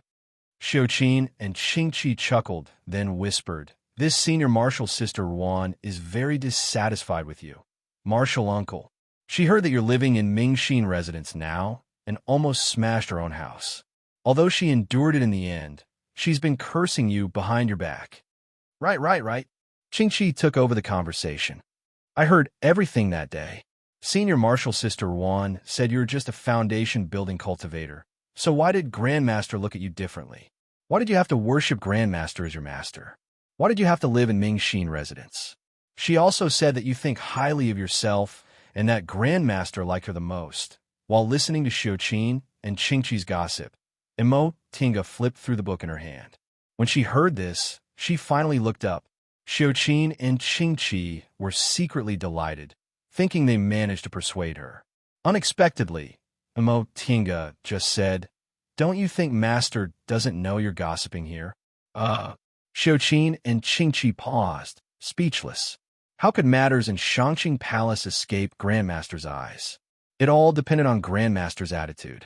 Mo Tiange smiled, then stood up and knocked on their shoulders with her book. Why are you paying so much attention to someone who's going to leave sooner or later? She thinks she's smart, so why are you so stupid? Xiuqin and Qingqi glanced at each other and suddenly understood. They immediately smiled and said, Martial Uncle Mo, thank you for your advice. Mo Tiange waved her hand and said nothing, planning to go back to the cultivation room. But right at that moment, she heard a voice outside. Wow, what's this? It's so cute. Mo Tiange raised her head to look at the entrance of Mingxin residence and frowned. When Xiuqin and Qingqi saw this, they hurriedly walked out. Not long after, the voices of two people could be heard. Greetings to senior martial sister Ruan. And Ruan Mingzhu's arrogant voice sounded as if they were calling her martial uncle. Senior martial sister Ruan, Xiuqin said, This is martial uncle Mo's spiritual beast. And Ruan Mingzhu's voice rose slightly. Really? What kind of spiritual beast is it? How come I've never seen it before? Qingqi answered, This is a Fei Fei. Martial uncle Mo found it in the Eastern Sea. It's very rare. Fei Fei. Ruan Mingzhu obviously hadn't heard of it. She said happily, "It looks like a raccoon. Its whole body is golden. So cute." Fei Fei's appearance could be loved by all women. Its whole body was golden without a single strand of hair of other colors. It had round eyes, a pointed tail, and short limbs. It was also very intelligent. Even Xiaohua from back then couldn't compare to it in terms of cuteness. When Imo Tinga brought Fei Fei home, Qin, Qi, Shu, Hua, and the others came to look at it from time to time. Fei Fei had a gentle temperament and didn't get angry when they teased it, so it was very lovable. However, they knew Imo Tinga attached great importance to this spiritual beast, so even if they were teasing it, they were still careful. Now, they cautiously reminded her, "Senior martial sister Wan, Fei Fei is a second-rank spiritual beast."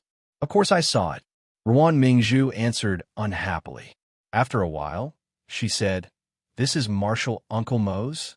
Where is she?" When she called Martial Uncle Mo, she was very reluctant. When she asked where she was, she didn't seem to respect her at all. Qingqi said, "Martial Uncle Mo is in Mingxin residence. Senior Martial Sister Ruan, do you want to pay a visit?" "Pay a visit?" Ruan Mingzhu seemed to dislike this word. After a while, she finally said, "All right." Mo Tinga thought Ruan Mingzhu would let Xiuqin and Qingqi come in to report, but in the end, the door of Mingxin residence was immediately knocked open. Eldest young Miss Ruan Mingzhu directly walked in with Fei Fei in her arms. Mo Tinga frowned. She saw Fei Fei in her arms.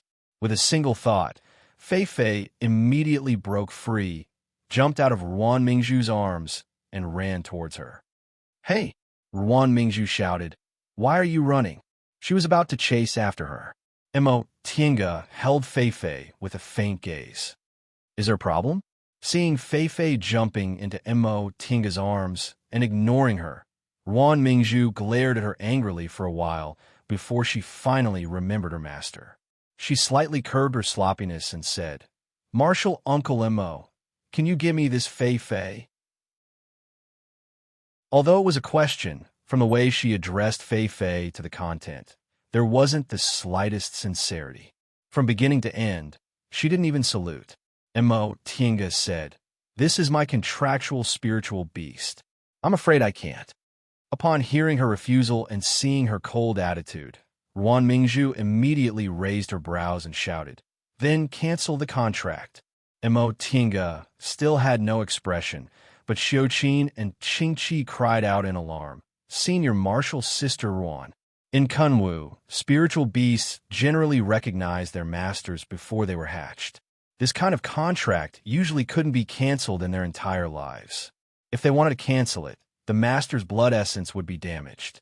Ruan Mingzhu didn't know that the contract between her and Fei Fei was a subordinate contract and not a master recognition contract, but she said it as if it was a matter of course.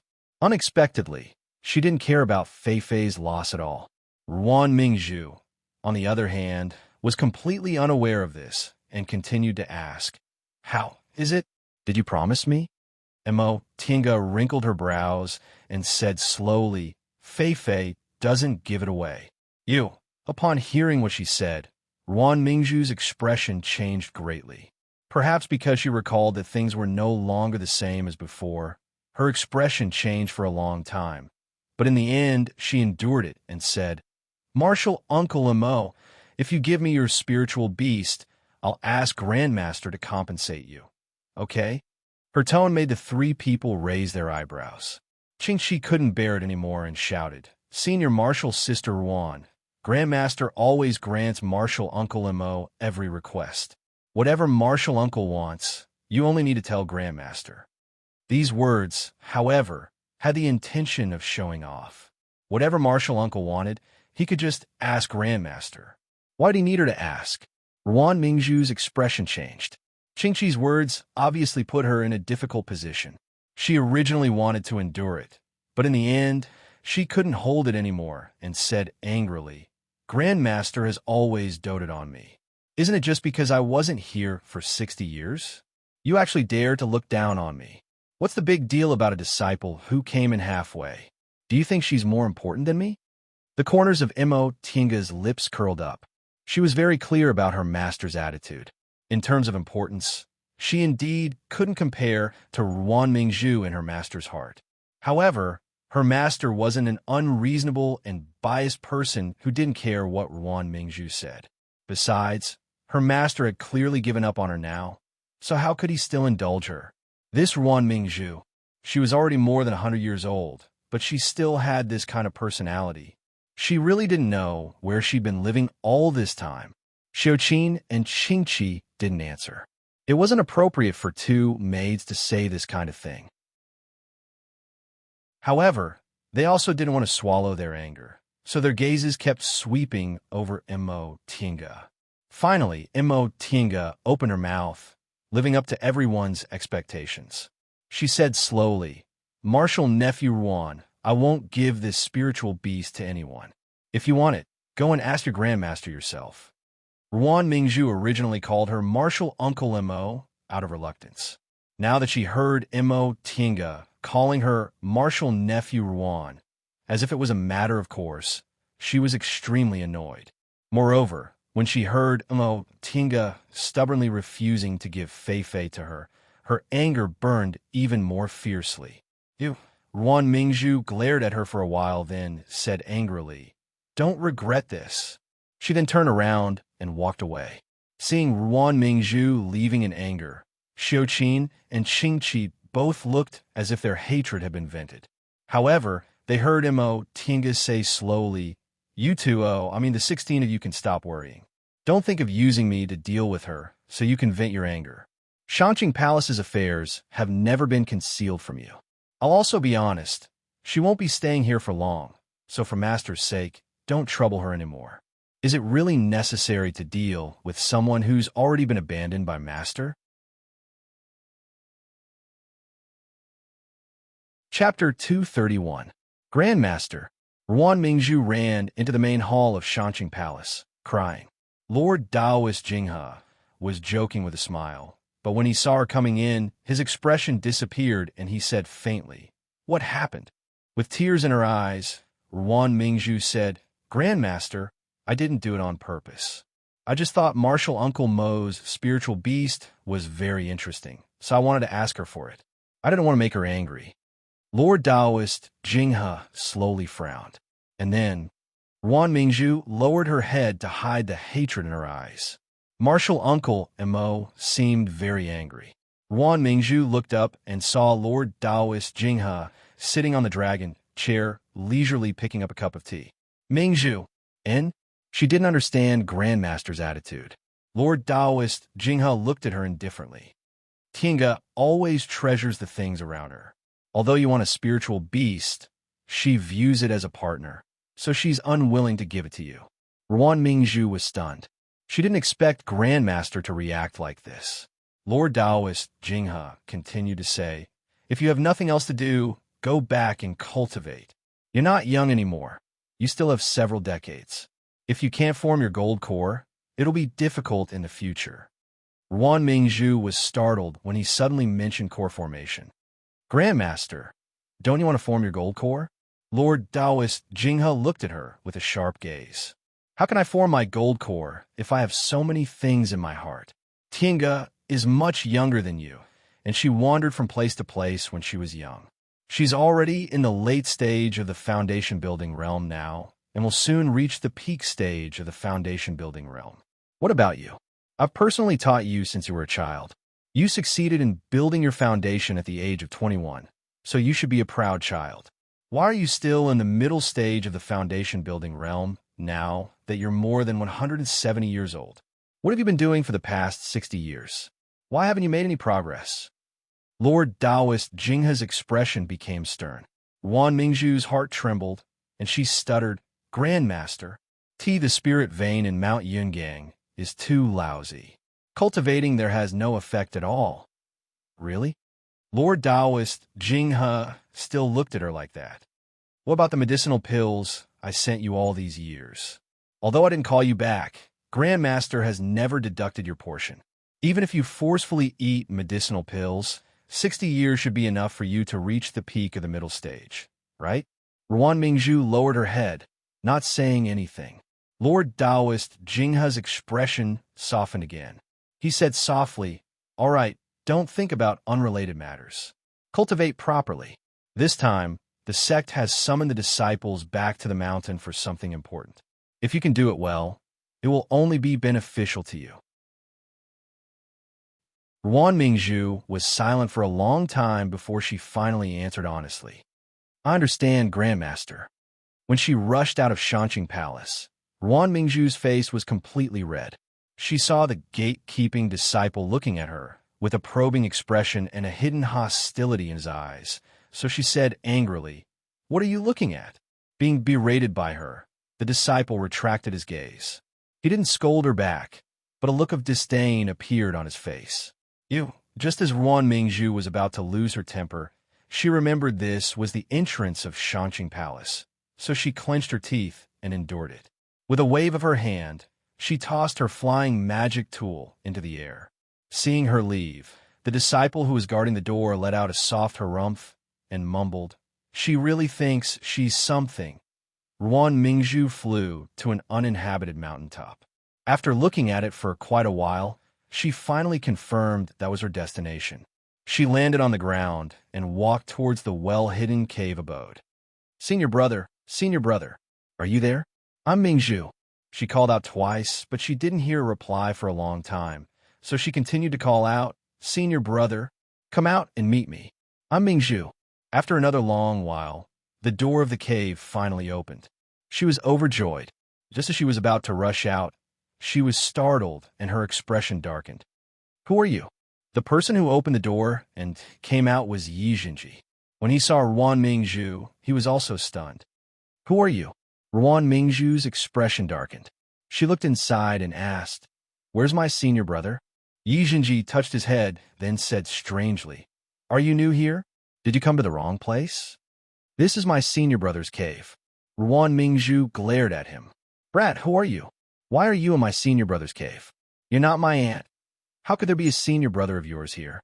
Although Yi Jinji had a good temper, since the other party's tone was so harsh, he didn't hold back.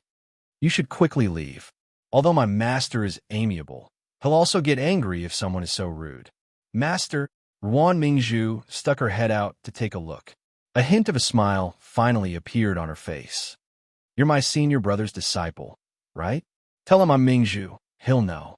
Seeing that Yi Jinji didn't move, Ruan Mingzhu shouted again, "Quickly go." She really didn't hold back when she ordered people around. Yi Jinji was an honest man, so he didn't get angry. He merely frowned and said, "Who's your senior brother?" "My master's cultivating. He'll get angry if you disturb him for no reason." "You." Just as Ruan Mingzhu was about to get angry, she heard a familiar voice coming from inside the cave. "Jinji, let her in." Ruan Mingzhu was delighted. "Senior martial brother." She then rushed into the cave. Yi Jinji became even more confused upon seeing her like this. Who in the world was she? After Master, didn't Grandmaster only accept my aunt as his disciple? Where did this person pop out from and call Master senior martial brother? However, since Master said so, it wasn't good for him to say anything. He closed the cave, then slowly walked back to the hall. After thinking for a moment, he didn't go back to his own cultivation room. Instead, he sat next to Xiaohua, who was curled into a ball and cultivating, pretending to look after the spiritual beast. In fact, Xiaohua was already a third-rank spiritual beast. Its cultivation level was always higher than his, so it didn't need him to look after it. During this time, Xiaohua had been immersed in cultivating. Master said it seemed it was going to make a realm breakthrough again, so he didn't send it back. The door to his master's cultivation room wasn't closed. Yi Jinji pricked up his ears to listen to the movements inside. Senior martial brother. Ruan Mingzhu was extremely excited to see Qin Shi. She rushed towards him with tears in her eyes. "Senior martial brother, I finally get to see you again." Qin Shi, who was still cultivating, opened his eyes and faintly glanced at her. "Mingzhu, whether it's in terms of cultivation level or seniority, you should call me martial uncle instead of senior martial brother." Ruan Mingzhu was stunned for a moment. Then a sad expression appeared on her face. "Why? Why are you and Grandmaster treating me so coldly when I finally come back? It's been 60 years. Can't you two forgive me? These are two different things. Shi's tone was still cold, almost devoid of any emotion. In the past, we were young, so we let you call me whatever you want. But times are different now. You and I aren't children anymore. You should understand what you should do. But Senior Marshal Brother will always be my Senior Marshal Brother in my heart. Ruan Mingzhu blurted out, if my father wasn't Grandmaster's disciple and Grandmaster didn't accept me as his disciple, we'd be fellow apprentices. But that's the truth, she said. It's been 60 years, yet you still haven't understood this principle. Don't blame Master for treating you coldly. Although his tone was calm, his words weren't polite at all. Ruan Mingzhu was stunned again. All of a sudden, she lowered her head and cried bitterly. After crying for a while, she said while sobbing, I really don't understand. I don't understand what I did wrong. Why are you and Grandmaster treating me like this? Didn't I just injure a disciple? We weren't the only ones fighting in the school, and that person was fine. You and Grandmaster left me alone in Yungang Branch. That place was so remote, and everyone ignored me. I lived a very bitter life there. If she was crying and complaining in front of Lord Daoist Jinghe, she might have received some words of comfort. However, the person who was listening to her was Qin Shi. He was expressionless, as if the person crying in front of him was a wooden person, and he himself was also a wooden person. Ruan Mingzhu couldn't cry anymore, so she could only wipe her tears.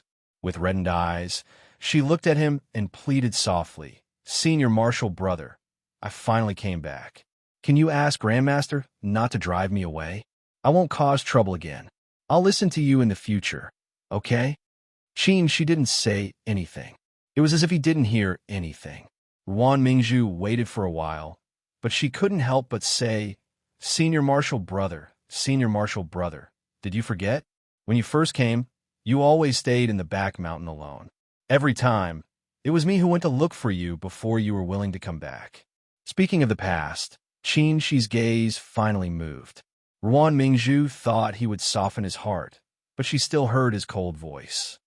What's the use of saying this? If you were the Mingzhu from back then, how could Master let you go to the branch alone and not let you come back for 60 years? Ruan Mingzhu was dumbfounded. She said anxiously, Senior Marshal Brother, don't you have any feelings for me now? We grew up together for almost 100 years. Don't you have any feelings for me? She stared at her and said quietly, I told you long ago that I only have the great Tao in my eyes. I don't think anything else is important. I don't have the things you want, so why do you have to force me? Senior Marshal Brother, Ruan Mingzhu shouted. She stared blankly at his wooden expression, and tears rolled down from her eyes. I don't want you to respond to me.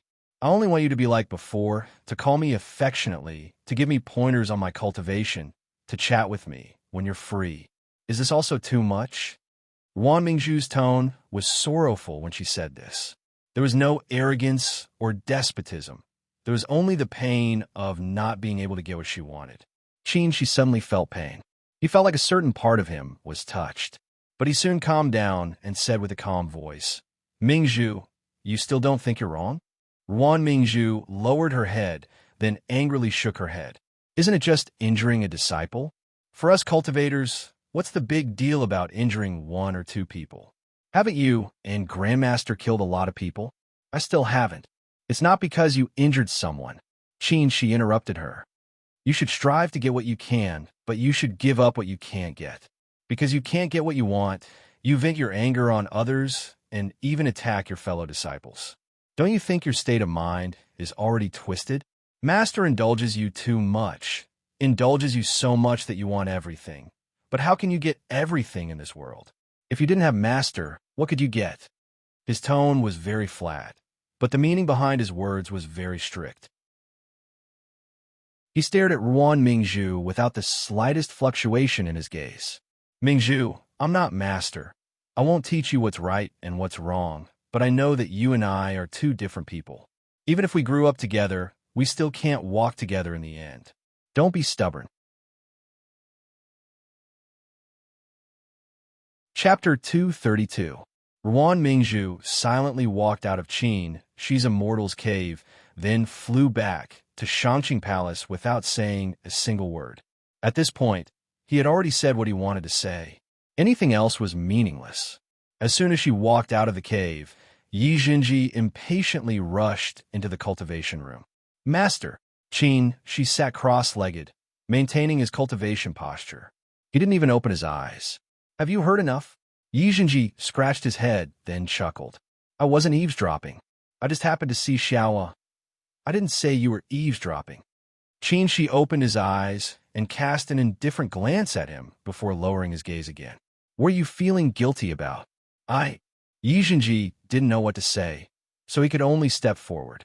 Master, who's this? Why did she call you senior brother? Didn't Grandmaster only accept Ant as his disciple after you? Qin, she said, she's your martial uncle Qing Yuan's daughter. Her name's Ruan Mingzhu. According to reason, you should call her senior martial sister. After he finished speaking, he looked up at Yi Jinji. What else do you want to know? Just say it directly. There's no need to hide it. I still want to know what's going on with this senior sister. Did she like Master? What did she do this time? Why didn't Grandmaster let her come back? This pile of questions made Qin Shi silent for quite a while. Yi Jinji waited for a while, but he didn't hear any reply, so he called out again, Master! Qin Shi stopped his mind wandering and slowly said, Mingzhu is my playmate since childhood. When I was brought to Mount Taikong by her martial ancestor, I was only 8 years old, and Mingzhu was only 5 or 6 years old at that time. Her father, your martial uncle Qing Yuan, had passed away. Your martial ancestor took pity on her, so he brought her with him. At that time, Mingzhu was actually a very cute little girl. I had an eccentric personality and didn't like to interact with others. Mingzhu was afraid that I would be lonely and would always pull me to play with her. I have always treated her as a younger sister. Because of senior martial brother Qing Yuan, my master treats Mingzhu even better than he treats me. Master had very high expectations of me, but to Mingzhu, no matter what she wanted, Master would give it to her. Then, at some point in time, Mingzhu slowly changed. When we grew up and built our foundation, Mingzhu started to become unreasonable, overbearing, and paranoid. After I built my foundation, I often went out. When I returned to the mountain, I closed my door and cultivated. I didn't have much contact with her, so I didn't know her personality would become so terrifying. Later on, when I reached core formation, Master bestowed me with another mortal's cave, so I moved out of Shangqing Palace. At that time, I was still too young. I was so engrossed in cultivation that I didn't want to take any disciples. If there were any chores, I would pick a few from the disciples of my senior brothers and sisters to do. I don't know why Mingzhu always makes things difficult for these disciples. Occasionally, I would bump into her and scold her a few times. She would agree to it, but the next time, it would be even worse. She did it again and again, and I gradually disliked her. Upon hearing this, Yi Jinji couldn't help but interrupt. Master, at that time, did you know senior martial sister Ruan liked you? Hearing such a straightforward question, Qin Shi raised his head and glared at him. You still remember that I'm your master? Yi Jinji chuckled. Master, I'm just telling the truth. Anyone with eyes can see that senior martial sister Ruan likes you, so you don't have to feel embarrassed. Qin Shi frowned. Brat, who did you learn to talk so much? I remember that your aunt doesn't like to talk.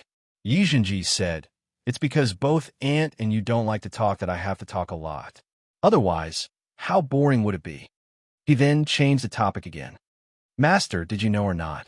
Qin Shi had no choice but to say, at first, I didn't know. Later, I heard her talking to someone else, so I learned about it. Then, Master, what was your reaction at that time? What reaction? Qin, she was indifferent. Since I wouldn't respond to her, I naturally didn't know. Yi Jinji looked at Qin Shi's face and studied it for a long time before he said, Master, the person who likes you is really unlucky. Qin Shi still looked indifferent. Even if she's unlucky, it's none of my business. Are you done asking? No. Yi Jinji immediately shouted, Master, then why hasn't senior martial sister Ruan been around for the past 60 years? What did she do to hurt others? Faced with these endless questions, she sighed. If it was someone else, he wouldn't answer and would just drive them out. But this was his disciple, his only disciple. He was also wondering if he was too good a Jinji that this brat didn't have any sense of seniority in his eyes. Although he thought so, he still answered the question. At that time, a female disciple under your Grandmaster Xianin was working in my immortal's cave. Mingzhu was jealous, so she took advantage of my absence and attacked that disciple, severely injuring her. Killing fellow disciples is strictly prohibited by the school rules, but the reason was such a trivial matter, so your Grandmaster was furious and personally punished Mingzhu. But Mingzhu didn't repent, so your Grandmaster ordered her to leave Mount Taikong and go to a remote courtyard. Unless she was summoned, she wasn't allowed to come back. After he finished speaking, she cast him a sidelong glance. It's fine if you've heard this, but you're not allowed to spread it. Yi Jinji cleverly promised, of course. I've always followed Master's orders. As he spoke, a spiritual beast whose whole body was fiery red walked in noiselessly. Ah, Xiaowa. Yi Jinji picked it up. Aren't you advancing? Why are you still in the third rank? Xiaowa squeaked. She looked at it, then said, it failed its advancement. Advancing was never easy, even if Xiaowa had eaten a lot of medicinal pills these years. Yi Jinji's eyes shifted. Master, since Xiaowa finished its advancement, should I take it back? She closed his eyes and pretended to continue cultivating. If you want to go, then go quickly. Yi Jinji didn't say anything else. He carried Xiaowa and slipped out of the cave, flying towards Shanqing Palace while muttering, such an interesting thing. I must tell Andy. Unfortunately, after he sent Xiaowa back and excitedly mentioned it to her, Tinga only replied with one sentence. I know. Yi Jinji's eyes widened. Huh? Andy, where did you know? Tinga looked at him amusedly. Did you forget? This Shanqing Palace has 16 old aunts and 6 old women. Oh. Yi Jinji scratched his head. That's true. Xiuqin and the others are so bored every day, so they should have found out long ago. Tinga looked down at Xiaowa in her arms and was a bit surprised. This is Xiaowa? It became like this after advancing? The original Xiaowa didn't have such beautiful fur. With its current appearance, it didn't look like the inferno beast that could be seen everywhere in Kanwu. Yi Jinji said, I also don't know why it became like this. When Xiaowa advanced to the third rank, it seemed to have become a different spiritual beast. Master said it might have mutated. Mutated? And Yi Jinji also didn't seem to understand. Master said Xiaowa ate something, so its physique is different from ordinary inferno beasts. I'm not very clear about the rest. Tinga seemed to be lost in thought. Xiaowa was always thrown into the virtual sky world by her, so it must have eaten some messy spiritual medicine inside to mutate. Squeak, squeak. A ball of golden fur appeared at the door of Mingxin residence. When it saw the red fur in Tinga's hands, it immediately ran over and jumped, trying to take back its position. Tinga reached out and grabbed Fei with her other hand to avoid trampling on Xiaowa. When Xiaowa saw this ball of golden light, it immediately stood up in Tinga's arms and widened its eyes. Upon seeing this, Yi Jinji called out, Andy, what's this? This is Fei. Tinga watched as the two spiritual beasts looked at each other curiously. Then Xiaowa took a step forward, wanting to occupy more space. Fei, unwilling to be outdone, also stood up. The two spiritual beasts, one golden and one red, stared at each other in an unfriendly manner. Huh? They're going to fight? Yi Jinji, who was excited to see the two spiritual beasts kill each other, was glared at by Tinga. Xiaowa stared at Fei for a while. Perhaps because its cultivation level was higher than Fei's, and it shouldn't lose its demeanor, it held its head high, jumped down from Tinga's arms, and barked at Fei. Fei was delighted to see it jump down on its own, but when it saw Xiaowa's provocative look, it understood and also stared at Xiaowa. Xiaowa stretched out its paw and scratched the air seemingly threatening it. Feifei stared at it for a while, then also jumped down from Tinga's arms to confront Xiaohua. The two spiritual beasts stared at each other and circled each other, seemingly choosing where to attack. Yi Jinji, who was very excited, asked, "Auntie, is this also your spiritual beast? What kind of abilities does it have? Can it beat Xiaohua?" Tinga was hesitating whether she, as the master, should go and mediate the fight, but when she heard Yi Jinji's question, she thought for a while and said, "Feifei's ability is special. I don't think I've seen it fight." In Bichuan Court, she heard that Feifei's generally didn't have any attack power, but they had strange abilities that prevented demonic beasts from taking the initiative to attack them. But what she saw now was clearly Xiaohua provoking Feifei. So how would Feifei respond? As for Xiaohua, it advanced to the 3rd rank and mutated. It should have a special ability, right? The two spiritual beasts didn't know their unscrupulous master deliberately wanted to see them fight each other. After circling around for a while, Xiaohua made the first move. It breathed sun-real fire from its mouth, burning Feifei's golden fur. It could be imagined that if this fire burned Feifei's golden fur, it would turn into charcoal. After all, this was sun-real fire, which could be used to calcine all kinds of spiritual plants and objects. There were very few that couldn't be melted. Nevertheless, Feifei nimbly leaped up, avoiding the extreme fire-real fire. It shouted, then raised its paw, releasing a misty ray of light from its palm, which shone on Xiaohua's head.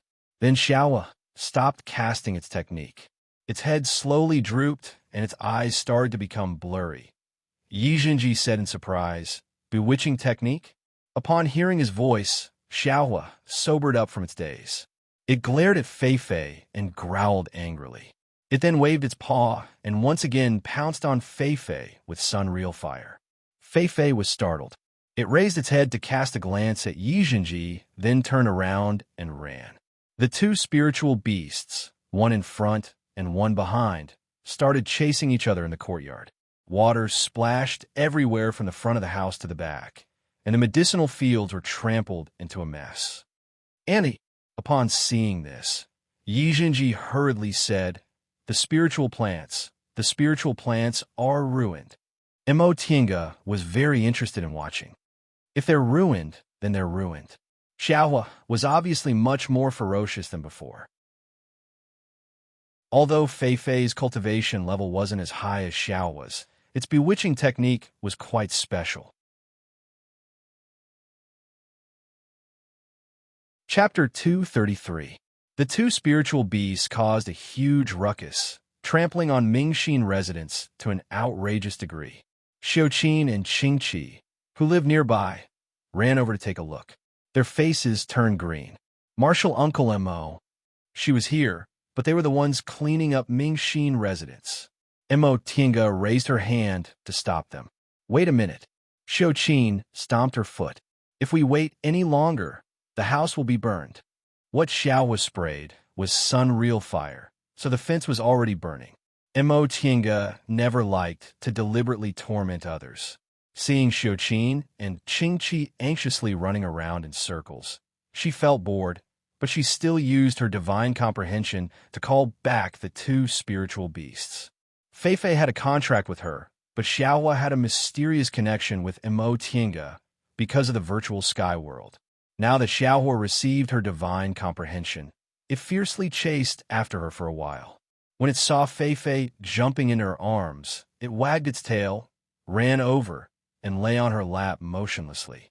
"Okay, you two can't fight in the future. You have to be as close as brothers, understand?"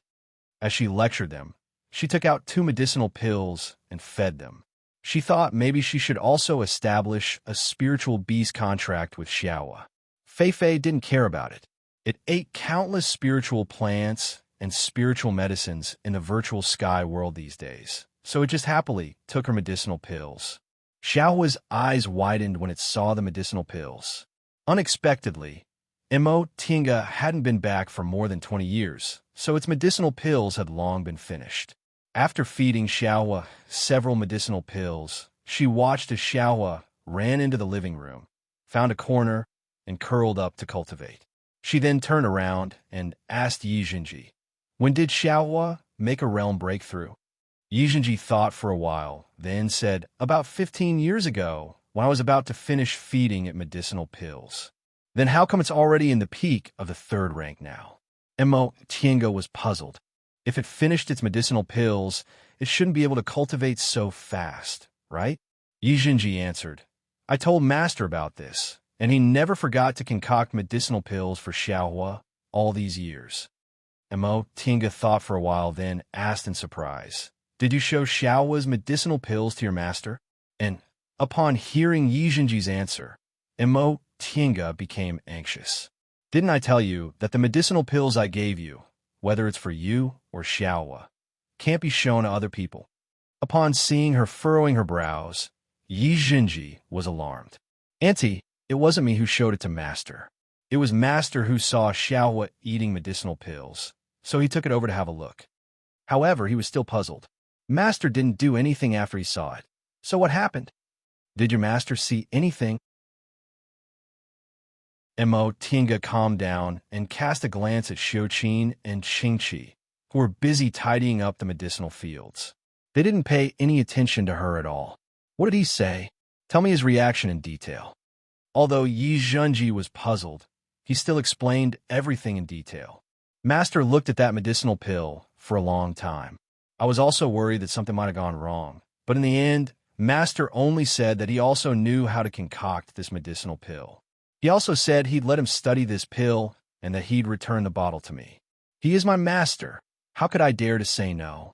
Moreover, Master didn't say anything was wrong, so I felt relieved. At this point, Yi Jinji asked cautiously, "Auntie, what's the problem with the medicinal pills in the end? Can't we let others know?" Mo Tiange broke out in a cold sweat. What should she say? Luo Fengxue once said that Senior Marshal Brother Shoujing's pill concocting skills were the best in Clear Spring Peak. Even Master couldn't compare to him. So how could he not see that there was something wrong with that medicinal pill? That medicinal pill was only an ordinary bee spirit pill for spiritual beasts, but its ingredients were spiritual plants that were at least 1,000 years old. Who would use a 1,000-year-old spiritual plant to concoct a bee spirit pill? Ordinary people could only use it for a few dozen years at most, or 100 years at most. She took a deep breath and tried hard to calm herself down. "Then did he ever see the medicinal pills you took?" Yi Jinji answered, "No. Although Master was curious why my aptitude wasn't high, but my cultivation speed was fast, he didn't ask me about it." Mo Tiange sighed in relief, then cautiously reminded him again. "Remember, no matter what medicinal pills I give you in the future, you mustn't let others see them, not even if it's an accident like this." Although Yi Jinji didn't understand, he still nodded in the end. "I understand." He thought for a moment, then asked worriedly, "Auntie, will it be okay if Master finds out?" Mo Tiange shook her head. "You should go back first. Let me think about it." "Oh," Yi Jinji obediently left. Mo Tiange stared at his back with a gloomy expression. The secret of the virtual sky world must never be known by others, not even by her master, who treated her like his own son. Who in the cultivation world could resist the temptation of a garden full of spiritual plants? Not even deification cultivators. But did he know? Mo Tiange wasn't sure at all. If he knew, did Master know? Thinking about this possibility, she began to sweat. Carefully thinking about what happened after she came back, Master seemed very normal. He didn't show any special emotions, and Xiuqin and the others were also very normal. Presumably, even if that person realized something was wrong, he still hadn't told Master, right? In addition, seeing a medicinal pill couldn't explain more problems. Maybe he just had doubts in his heart. After all, who could guess the truth? But no matter what, it wasn't a good thing if this matter was leaked.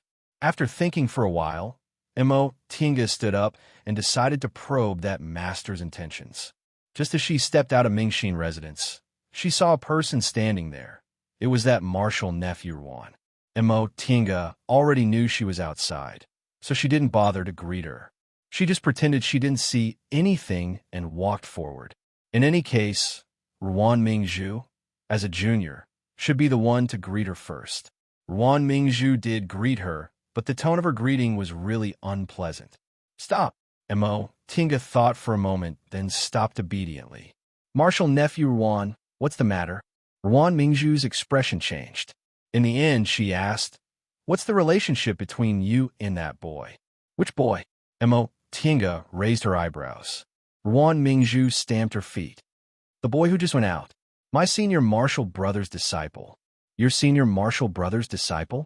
Mo. Tinga shook her head inwardly. In any case, Zhenji is my senior martial brother's disciple, right? Although she thought so, she still looked calm on the surface. You mean Zhenji? He's my nephew. What's wrong? Is there a problem? Your nephew? Ruan Mingzhu's expression was unsightly. How could he be a nephew? Mo. Tinga thought it was funny, so she smiled. Why can't he be my nephew? Martial nephew Ruan, you're meddling too much. When she said the words, Martial nephew Ruan, she deliberately emphasized her tone to remind this arrogant woman that she was her master's proper disciple. Ew. Ruan Mingzhu was infuriated, but her lips trembled and she couldn't say anything.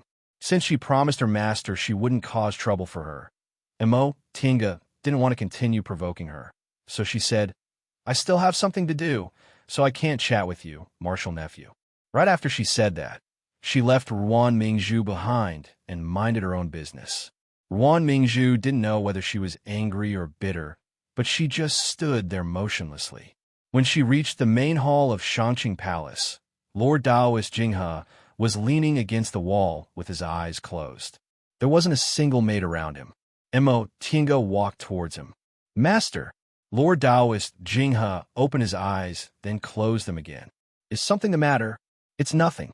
I just haven't been back for more than 20 years, so I wanted to chat with Master. The corners of Lord Taoist Jinghe's lips curled up into a smile. Did Mingzhu provoke you? Mo. Tinga shook her head. Even if she provoked me, I'd pretend I didn't see it. She's just a child who can't grow up. What's the point of bickering with her? Upon hearing what she said, Lord Taoist Jinghe's eyes revealed a sad, yet gratified expression. In the end, I didn't lead you astray. Mo. Tinga chuckled, then asked, Master, I find it strange. Why is she so fixated on senior martial brother Shoujing? With senior martial brother's temperament, it's fine if it's other people, but to her, wouldn't senior martial brother's personality be boring? Lord Taoist Jinghe smiled bitterly. How could she really like him? It's just that she can't get him, so she wholeheartedly wants him. I can only blame myself for spoiling her like this. She must get whatever she wants.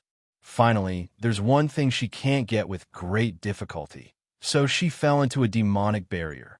Speaking up to this point, he thought in his heart, wasn't that brat also like this in the beginning? If he hadn't encountered that deification cultivator, he probably wouldn't have this kind of thought about Mo. Tinga. At most, he would only have a slightly favorable impression of her, right? However, two deification cultivators suddenly appeared in front of him, causing his favorable impression to fall through. So he became obsessed. The more he couldn't get her, the deeper his obsession became, and in the end, he fell into a demonic barrier. As for what that brat liked about Mo. Tinga, he probably couldn't say it himself. It turned out he only admired her, paid attention to her, and was only curious about her. If there were no other factors, maybe he would have been like this in this lifetime. Or maybe, after several hundred years, this kind of feeling would have slowly faded. However, something like that happened again, causing him to fall into his own psychological trap. The more he couldn't get her, the more he paid attention to her. The more he thought about her, the more he couldn't bear to part with her. Some feelings couldn't be counted clearly, and some feelings didn't even have a beginning. Mo. Tinga was scared by Lord Taoist Jinghe's gaze, and that terrifying thought appeared again. Does Master really know? Is this a test? After a long time, Lord Taoist Jinghe withdrew his gaze. Don't worry about Mingzhu. When this matter is over, let her return to the branch courtyard. She can't stay here anymore. Mo. Tinga breathed a sigh of relief. His tone didn't have any abnormalities. She thought for a while, then asked, Master, is senior martial brother Shoujing going to form his nascent soul soon? When this matter was brought up, Lord Taoist Jinghe looked worried and hesitated a bit. He's already in the peak stage of the core formation realm, and the materials for forming his nascent soul have long been prepared. According to reason, he can indeed enter closed-door meditation to form his nascent soul. Seeing that Lord Taoist Jinghe looked worried, Tinga couldn't help but ask, "Does Master think there's a problem?" "It's hard to say." Lord Taoist Jinghe shook his head. "I always feel this brat will encounter a big problem when he forms his nascent soul, but he's determined and can't be stopped." "A big problem?" Tinga thought silently. Master has long said he's too anxious, but why didn't he have this kind of problem before? What's the reason that makes his mental state have a problem that even Master thinks is difficult to deal with? Fine, I'll let him form his nascent soul. Lord Taoist Jinghe said faintly, but the worry in his eyes didn't fade away. That child has always been stubborn, and he's always had his own ideas. If we don't let him go, I'm afraid he himself won't be reconciled. When he fails, he'll naturally deal with it.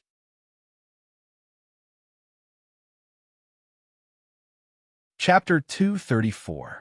Failure? I haven't even started forming my nascent soul, but Master already thinks I'll fail?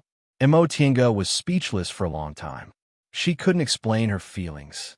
After a long time, she said, "Master, when I met the 2 deification seniors, I got a batch of spiritual plants that were several thousand years old. Because I couldn't use them with my current realm, I kept them. If Senior Martial Brother Shojing needs them, he might as well use them to concoct medicinal pills. I think they'll help him form his nascent soul." Lord Taoist Jinghe looked up at her with an inexplicable expression in his eyes. "Several thousand years old spiritual plants? A batch? Nowadays, spiritual plants over 1,000 years old aren't easy to get. Are you willing to give them to me?" Tinga chuckled. "Ever since I came to Xianxing School, the school has never been stingy with the disciples they give me. It can be said that most of the treasures I have now come from the school. If I didn't have a school and a master, I'd be nothing. If Master thinks it's necessary, I'm naturally willing to give them to you." "Oh." Lord Taoist Jinghe looked disappointed or gratified. He thought for a while and shook his head. "No need. That brat has always been cautious. I've also examined him, and I've prepared more than enough. If he still fails, it can only be said that his luck is bad. Besides, you should also prepare for your core formation. I remember that your pill concocting skills are also passable, right?" Tinga hesitated. "Disciples' pill concocting skills are mediocre." Lord Taoist Jinghe smiled. "Girl, you're too modest. I know your pill concocting skills are definitely better than the concoctions masters in the school, since you've never gone out to find a concocting master to refine pills for you. I'll prepare dustless pills and other things for you to form your gold core, but it'll take you 10 to 20 years to cultivate until you reach the peak stage of the foundation building realm. Whatever you need to prepare, do it yourself. If there's anything you can't think of, just tell me." "Thank you, Master." Tinga was very grateful. This master was never stingy when it came to external things. Although the school had its own rules that dustless pills and other things could be distributed to disciples in the peak stage of the foundation building realm, since Master said he'd get her more than one set, Lord Taoist Jinghe thought for a while, then said, "You don't have to go all out on the magic formation on the main peak. I've gone inside to explore it. It's very powerful. Although it's not life-threatening, you'll inevitably suffer some injuries. Right now, it's more important for you to form your gold core, so don't get injured if you can. If you're almost there, don't advance. Otherwise, the gains won't make up for the losses." "Got it." After a while, she asked again, "Master, I want to form my gold core, so you let me travel outside first. What about Senior Martial Brother Shojing? Why is it that after being in seclusion for more than 30 years, you still don't need to go out before forming your nascent soul?" Lord Taoist Jinghe was playing with a small magic weapon in his hand. When he heard what Tinga said, he raised his head and looked at her playfully. "I say, why do you seem to be asking about that brat today? You weren't so nosy before." Tinga's eyes shifted, but she soon said, "Master, you're thinking too much. Isn't that because Jinji's following him now? If Senior Marshal Brother Shojing can form his nascent soul, Jinji's status will rise accordingly. Really? Lord Taoist Jinghe cast her a sidelong glance. Right now, Jinji was only in the early stage of the foundation building realm. If he wanted to reach the middle stage, it would take him at least 10 to 20 years. He was very far from the core formation realm. So did he need a nascent soul master? Of course. Mo Tiange insisted. Master, quickly tell me. Lord Taoist Jinghe answered carelessly. That brat can handle everything by himself. In fact, with his mental state, forming his nascent soul shouldn't be a problem. If he didn't have a mental barrier, I wouldn't be worried. Mental barrier? It's nothing. Lord Taoist Jinghe immediately smoothed things over. The most important thing in soul formation is the inner demon. Many people simply don't realize they have an inner demon, which leads to their failure in soul formation. This brat was so impatient, so he's obviously trapped by a mental barrier. That's why I'm worried. Mo Tiange could naturally tell Lord Taoist Jinghe wasn't telling the truth. However, this was an important matter, so it was normal for him not to tell her. The most important thing was that she talked about this in a roundabout way because she wanted to see whether Senior Marshal Brother Shojing mentioned that medicinal pill to her master. Now, it seemed her master's reaction was very normal. He probably didn't. In addition, she mentioned the 2 deification cultivators. If they asked in the future, she could explain the source of the medicinal pill's materials. With that thought in mind, she found an excuse to leave. Xiaohua just burned the medicinal fields. I'll go see if Xiuqin and the others have finished cleaning. Huh? Didn't you want to talk to Master? Why are you leaving after saying a few words? I'm done. Mo Tiange didn't even look back and walked towards the back. Lord Taoist Jinghe was left muttering, These children, each one is stranger than the other. Mo Tiange regained her cheerful mood after realizing everything was fine. She walked towards Mingxin residence, but she found Ruan Mingzhu still standing there. This woman, who Mo Tiange thought was arrogant and despotic, was currently dazed. She stared blankly at the maids bustling about inside Mingxin residence, her gaze filled with disappointment. Ruan Mingzhu seemed startled to see her coming. Seeing as she didn't seem to want to greet her, Mo Tiange didn't say anything and was about to enter Mingxin residence. Behind her, Ruan Mingzhu suddenly called out, Marshal Uncle Mo. Her voice didn't contain any other emotions, so it sounded a lot cuter. Mo Tiange, turn around. Marshal Nephew Ruan, is there something wrong? Ruan Mingzhu bit her lip. After hesitating for a long time, she finally said, Marshal Uncle Mo, would you like to come to my Jili building? Mo Tiange was stunned. She almost thought she heard wrong. Is this really Ruan Mingzhu? When she heard me call her Marshal Nephew Ruan, she didn't show any emotions at all and even asked me to come to her building with a slightly pleading tone. Marshal Uncle Mo? Ruan Mingzhu shouted again, her pleading tone becoming stronger. They don't want to talk to me. I just want to talk to someone. Mo Tiange turned around to look at her courtyard. Xiuqin and the others were still busy. It wasn't a big deal if they got dirty. They could be fixed with a few small spells. However, the 2 spiritual beasts also trampled on the medicinal fields just now, so it would probably take some time to deal with them. She muttered to herself for a moment, then said, All right. Ruan Mingzhu was delighted to hear that. She stood up and led the way. Marshal Uncle Mo, let's go. Mo Tiange followed behind her. While walking towards Jili building, she was on guard. Although she didn't think Ruan Mingzhu could do anything out of line, she was, after all, a famous domineering master who dared to do anything. Jili building wasn't far from Mingxin residence. It was also a similar small courtyard, but the things inside were much more luxurious. Ruan Mingzhu invited Mo Tiange inside, then clumsily led her into the small hall and asked her to sit down. Mo Tiange saw that Ruan Mingzhu didn't make the slightest mistake in this matter, so she was obviously well-mannered. It was just that she was used to being domineering and didn't want to do it. Seeing that Ruan Mingzhu also sat down, but didn't even have a cup of tea, Mo Tiange was somewhat speechless. Although foundation building cultivators like them were above the common people, Drinking tea was a kind of habit and was also the way to treat guests.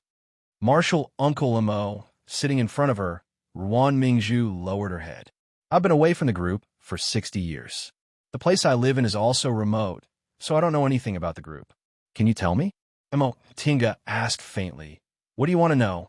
Ruan Mingju raised her head and looked at her.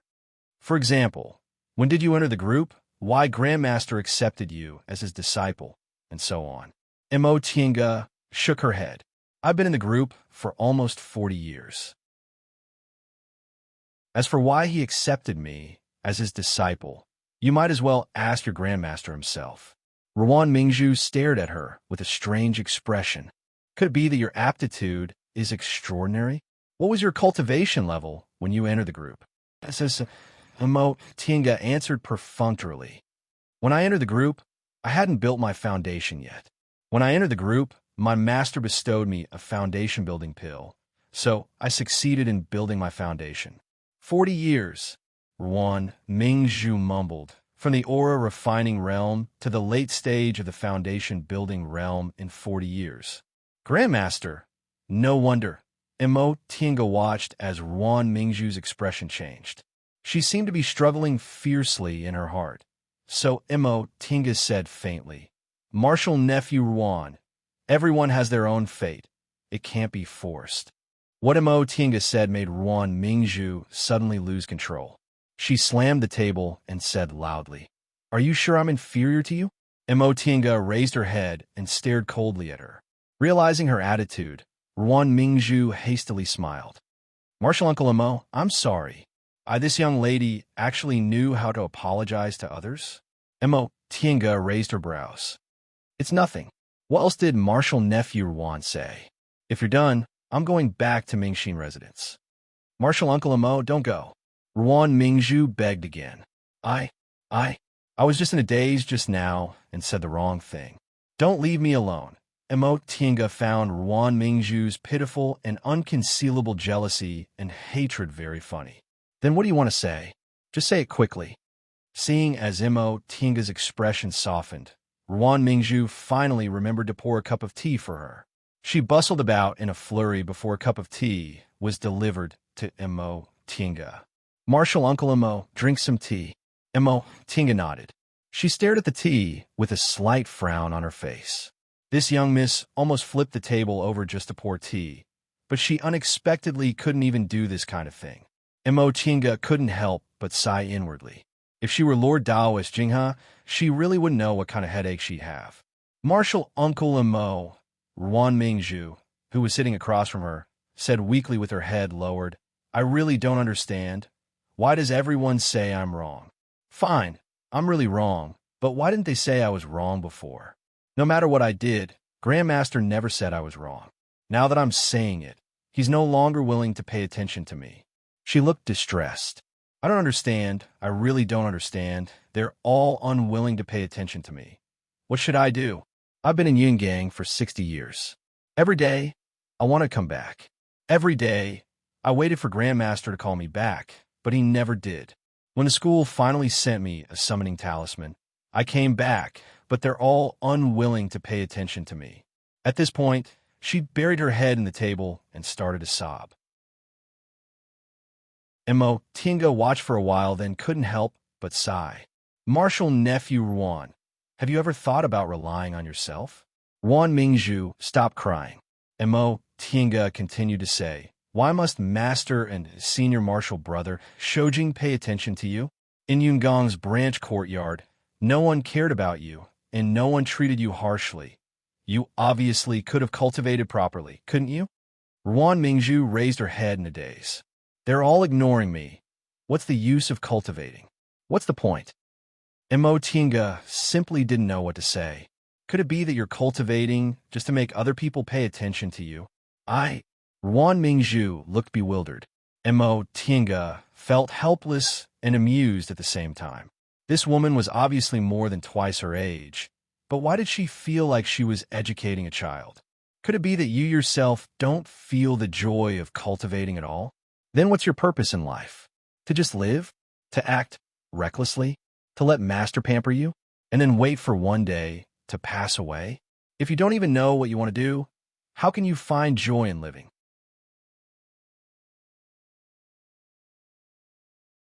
Chapter 235. After talking with Ruan Mingzhu, Emo Tinga couldn't sit still anymore, so she went back to Mingxin residence. Xiuqin and Qingqi moved quickly and had already tidied up the medicinal field. When Emo Tinga returned, she saw that the courtyard was empty. Xiaohua was curled up in the corner of the small hall, cultivating, and Fei Fei was walking back and forth around Xiaohua, looking very curious. Fei Fei was her contractual spiritual beast. Since she told her not to make things difficult for Xiaohua, she wouldn't do anything to it. Xiaohua was willing to let Fei Fei stay so close to it while cultivating, so it seemed he didn't want to hurt it.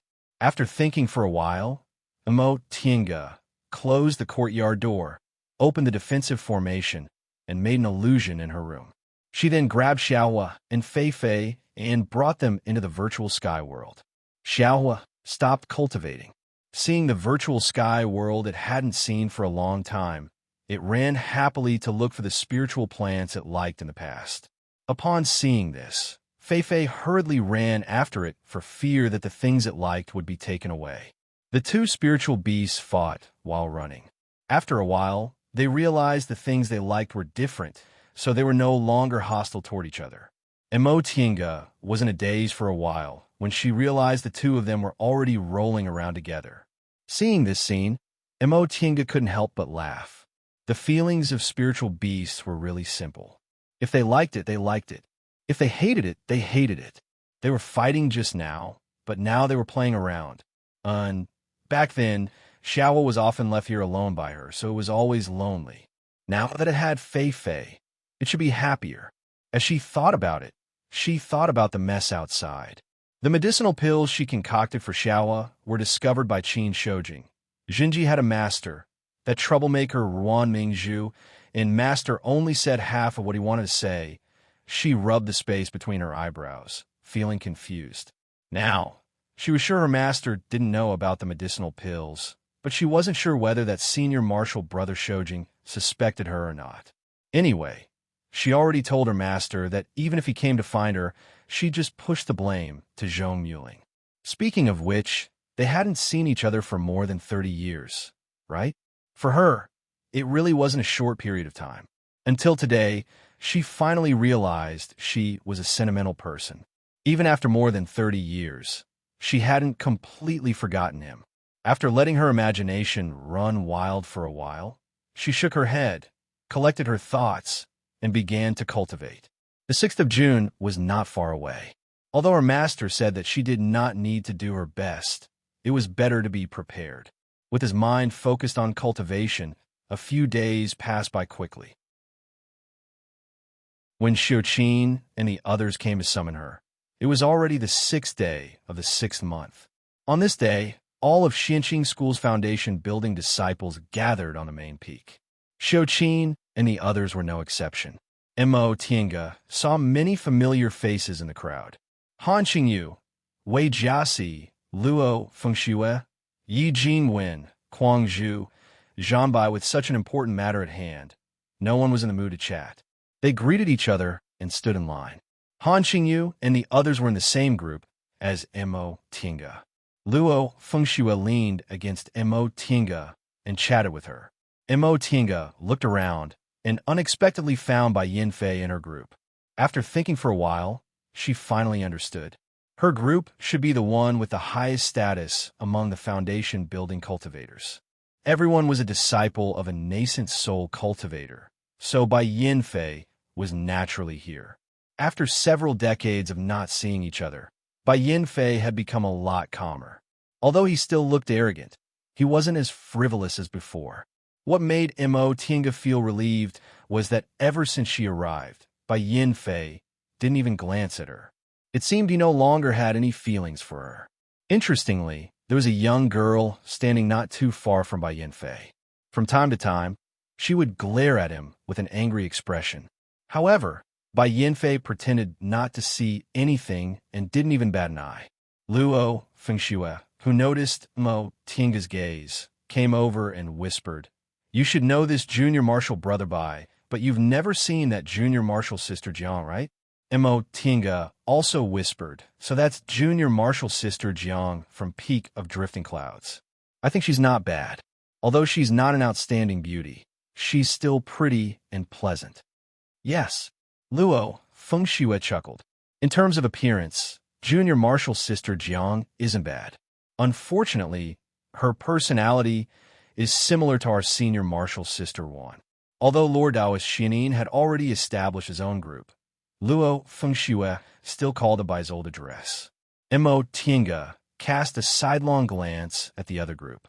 Seeing that Ruan Mingzhu was in low spirits and didn't have any of her usual arrogance, she smiled and said, "It seems you really don't like that senior marshal sister Ruan. It'd be strange if I liked her." Luo Fengxue curled her lips and said, "Although second senior marshal sister's personality isn't good, she's never harmed people. She harmed second senior marshal sister so miserably, so how could I possibly like her?" Speaking of this, Mo Tinga looked at the solemn-looking Wei Jiasi. To her surprise, Wei Jiasi also advanced to the late stage. Senior marshal sister Wei made a realm breakthrough? Luo Fengxue said, "Senior marshal sister Wei finally understands. She's already more than 100 years old now. If she doesn't strive to form her gold core as soon as possible, it'll be difficult for her in the future." At this point, Luo Fengxue asked her again, "Tinga, how did your cultivation level advance so fast? We built our foundation together, but I'm still in the early stage while you're already in the late stage. Doesn't this mean that after several decades, you'll be a whole realm higher than me?" Although she loved power, she wasn't lazy when it came to cultivating. Every day, she would spend half of her time cultivating.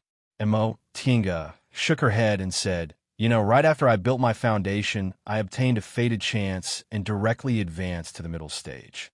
Now that more than 30 years have passed, it's not strange for me to advance to the late stage.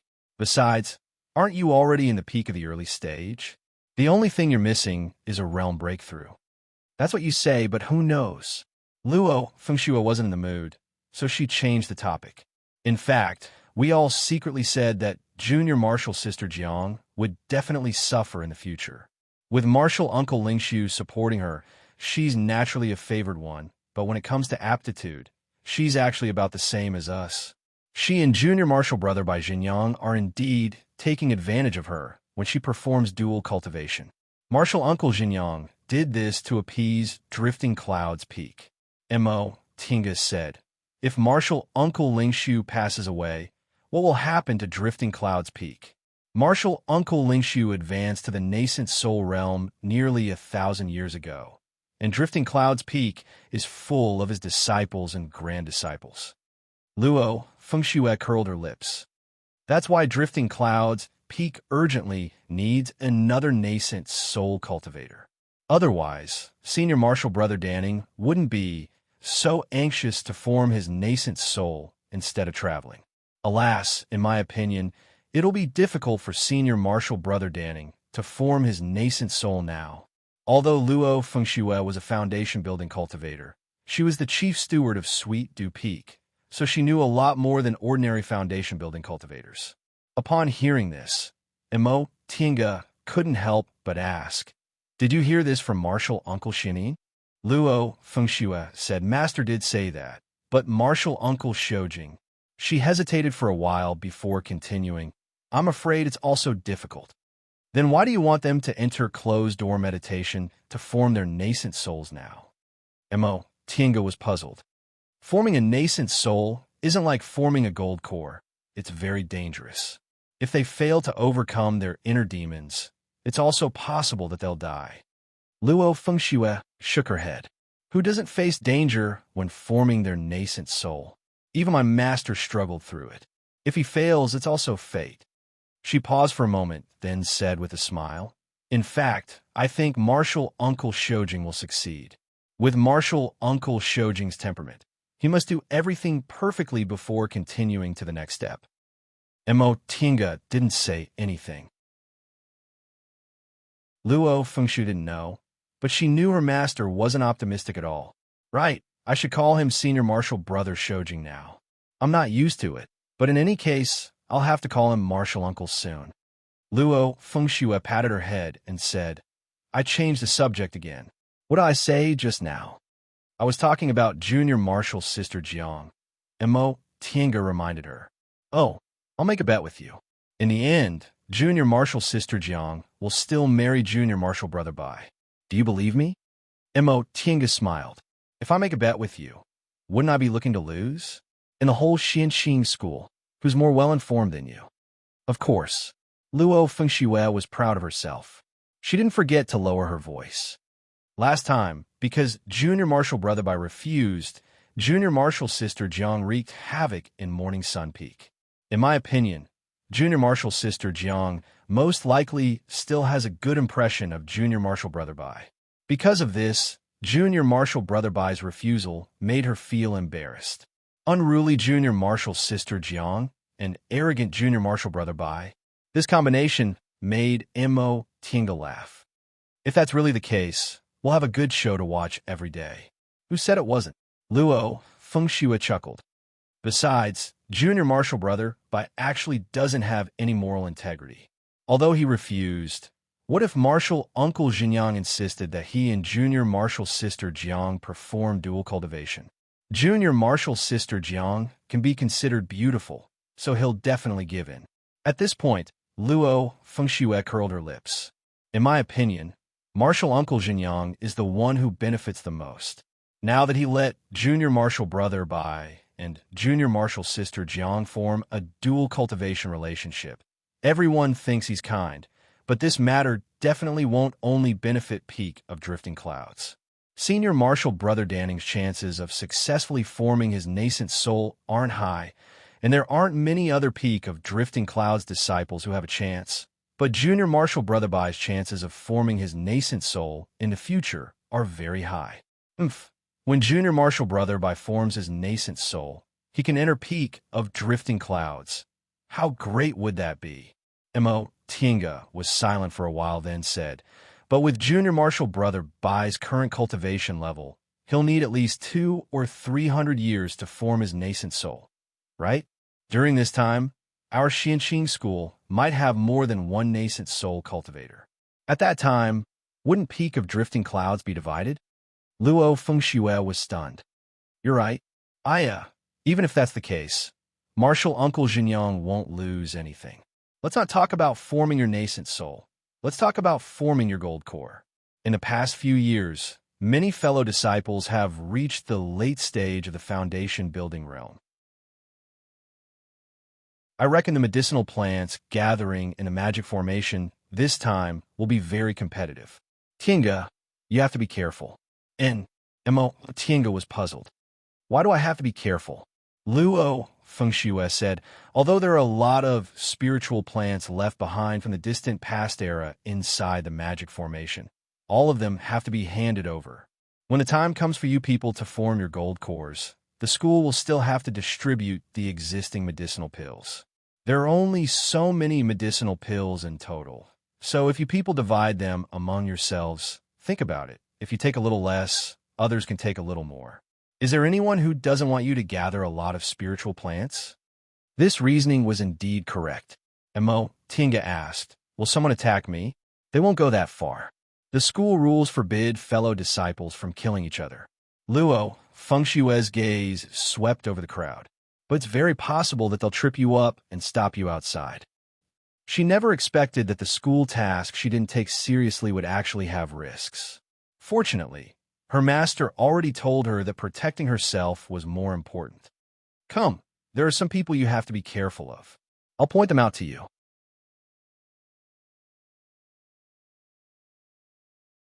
Chapter 236. The people Luo Fengxue pointed out to Mo Tiange were all in the late stage of the foundation building realm, or were about to reach the peak stage of the foundation building realm in order to advance to the core formation realm. Among them, there were both elite disciples and ordinary disciples. These people all plan to advance to the core formation realm in the near future, and their temperaments aren't very good, so you have to be extra careful. In addition, as long as they're in the late stage of the foundation building realm, you have to be careful. Although Luo Fengshui's cultivation level wasn't outstanding, she was very experienced in handling things. Mo Tiange noted her words down. I understand. Luo Fengshui smiled again. In fact, you don't have to be too careful. In any case, this is a formation to test disciples. Even if something happens, you'll just be transported out. Besides, with Grandmaster's personality, even if you don't get anything, he definitely won't treat you badly when you advance to the core formation realm. Mo Tiange also smiled. You really know Grandmaster well. How could I not? Luo Fengshui giggled. As long as I understand Grandmaster's personality, it's too easy to get things from him. Mo Tiange couldn't help but want to laugh. Others said Lord Daoist Jinghe was rude, bloodthirsty, and temperamental, but his disciples and grand disciples understood his preferences and could do whatever they wanted. While the two of them were talking, a nascent soul cultivator and several core formation cultivators walked in from the outside. They were Lord Daoist Jinyang, the head Grand Supreme Elder, the school head, and various managing elders.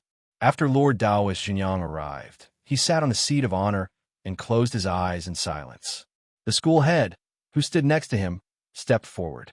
School head Shinijian was Lord Daoist Jinyang's disciple.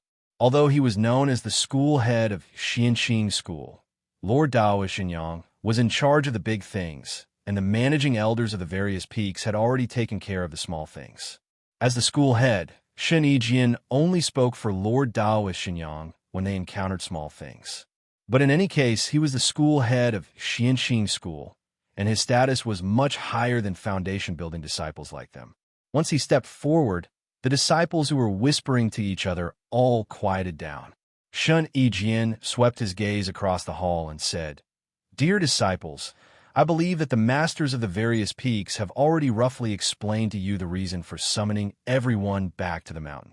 Today, I will tell you in detail once more. Not long ago, we discovered a spirit array at the foot of the main peak. This spirit array is extremely complicated. It is a huge spirit array formed by hundreds and thousands of small spirit arrays.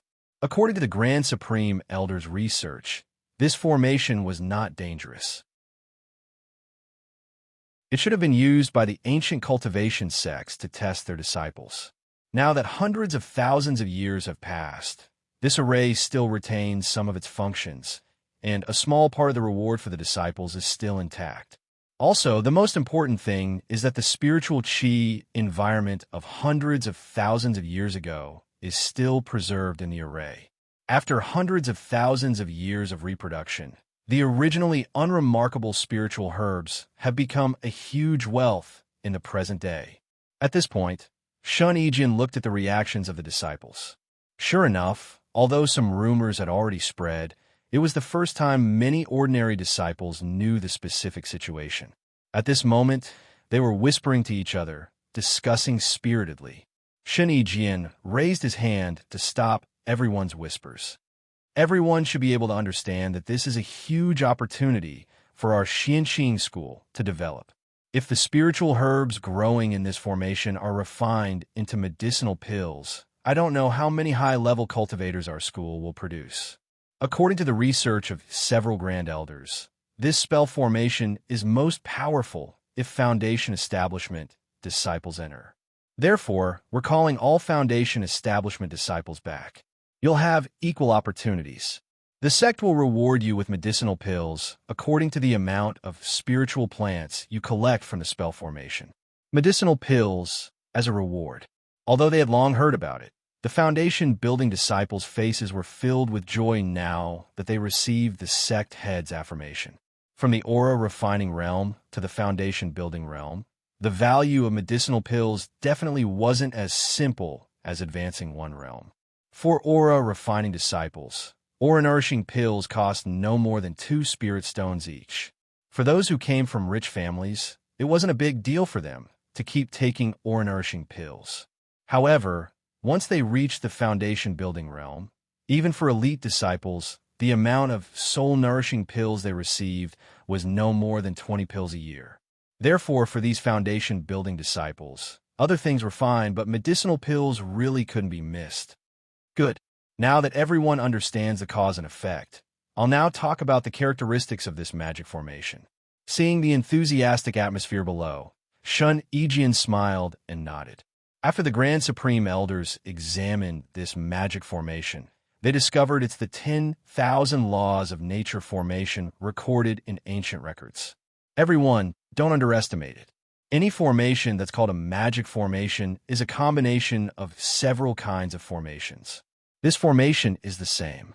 The specific power of this formation isn't recorded in ancient records. However, the Grand Supreme Elders have already investigated it. This formation is purely used to test disciples. There's no danger to their lives. This formation is roughly divided into 3 parts. The first part is the 5 spirits killing body. In this part, all disciples need to pass one stage at a time and solve it through combat. Everyone can do as you please and see how many stages you can pass with your own ability. Remember, passing stages isn't the goal. Every time you reach a stage, you just need to collect the spiritual herbs that exist in that stage. The second part is the 5 hindrances overturning senses. In this part, everyone must be especially careful. Guard your mind and be careful of the 5 hindrances of greed, anger, delusion, slowness, and doubt. If you're entangled by the 5 hindrances, not only will you be immediately sent out of the formation, but your mind will also suffer damage in a short period of time. You mustn't lower your guard on this point. The last part is the 5 confusions plaguing spirit. The 5 confusions are bewitching heart, bewitching wisdom, bewitching thought, bewitching spirit, and bewitching intent. It's complicated to explain, but in fact, you only need to remember one point. No matter what appears in front of you, you must distinguish between what's real and what's fake and hold fast to your Tao heart. After saying that, Shunijian looked at Lord Taoist Xinyang. Seeing that he didn't seem to have any objections, he continued, the so-called 10,000 laws of nature formation. Everyone must remember the 4 words 10,000 laws of nature, and you'll definitely be able to walk to the end. All right, I'll give you some time to think about what to do. Right after he finished speaking, a disciple asked, Martial Uncle's sect head, may I ask how many disciples are allowed to enter this formation together? Sect head Shin answered, this formation has endless changes. Once you enter, you can't control it, so you have to be alone. Upon hearing this, the discussions in the hall became even louder. Outsiders couldn't be trusted, but there were still some good friends in the cultivation group. When they went out to gain experience, they would feel a lot more at ease with their good friend by their side. If they were alone, they would have to face a lot more dangers. Mo Tinga and Luo Fengxue already knew about this, so they didn't think much of it. Another disciple stood up. Martial Uncle's sect head, will we meet in the formation? Sect head Shin stroked his beard and smiled. Of course, there are more than 300 of you. Although the formation is big, it's impossible to separate all of you. If you happen to meet each other, I hope you can help each other and tide over the difficulties together. Mo Tinga and Luo Fengxue glanced at each other. Both of them had helpless expressions in their eyes. Although they were from the same cultivation group, there were also people they didn't like. Right now, they were all competitors. There might be people who helped each other, but there might also be people who hurt each other.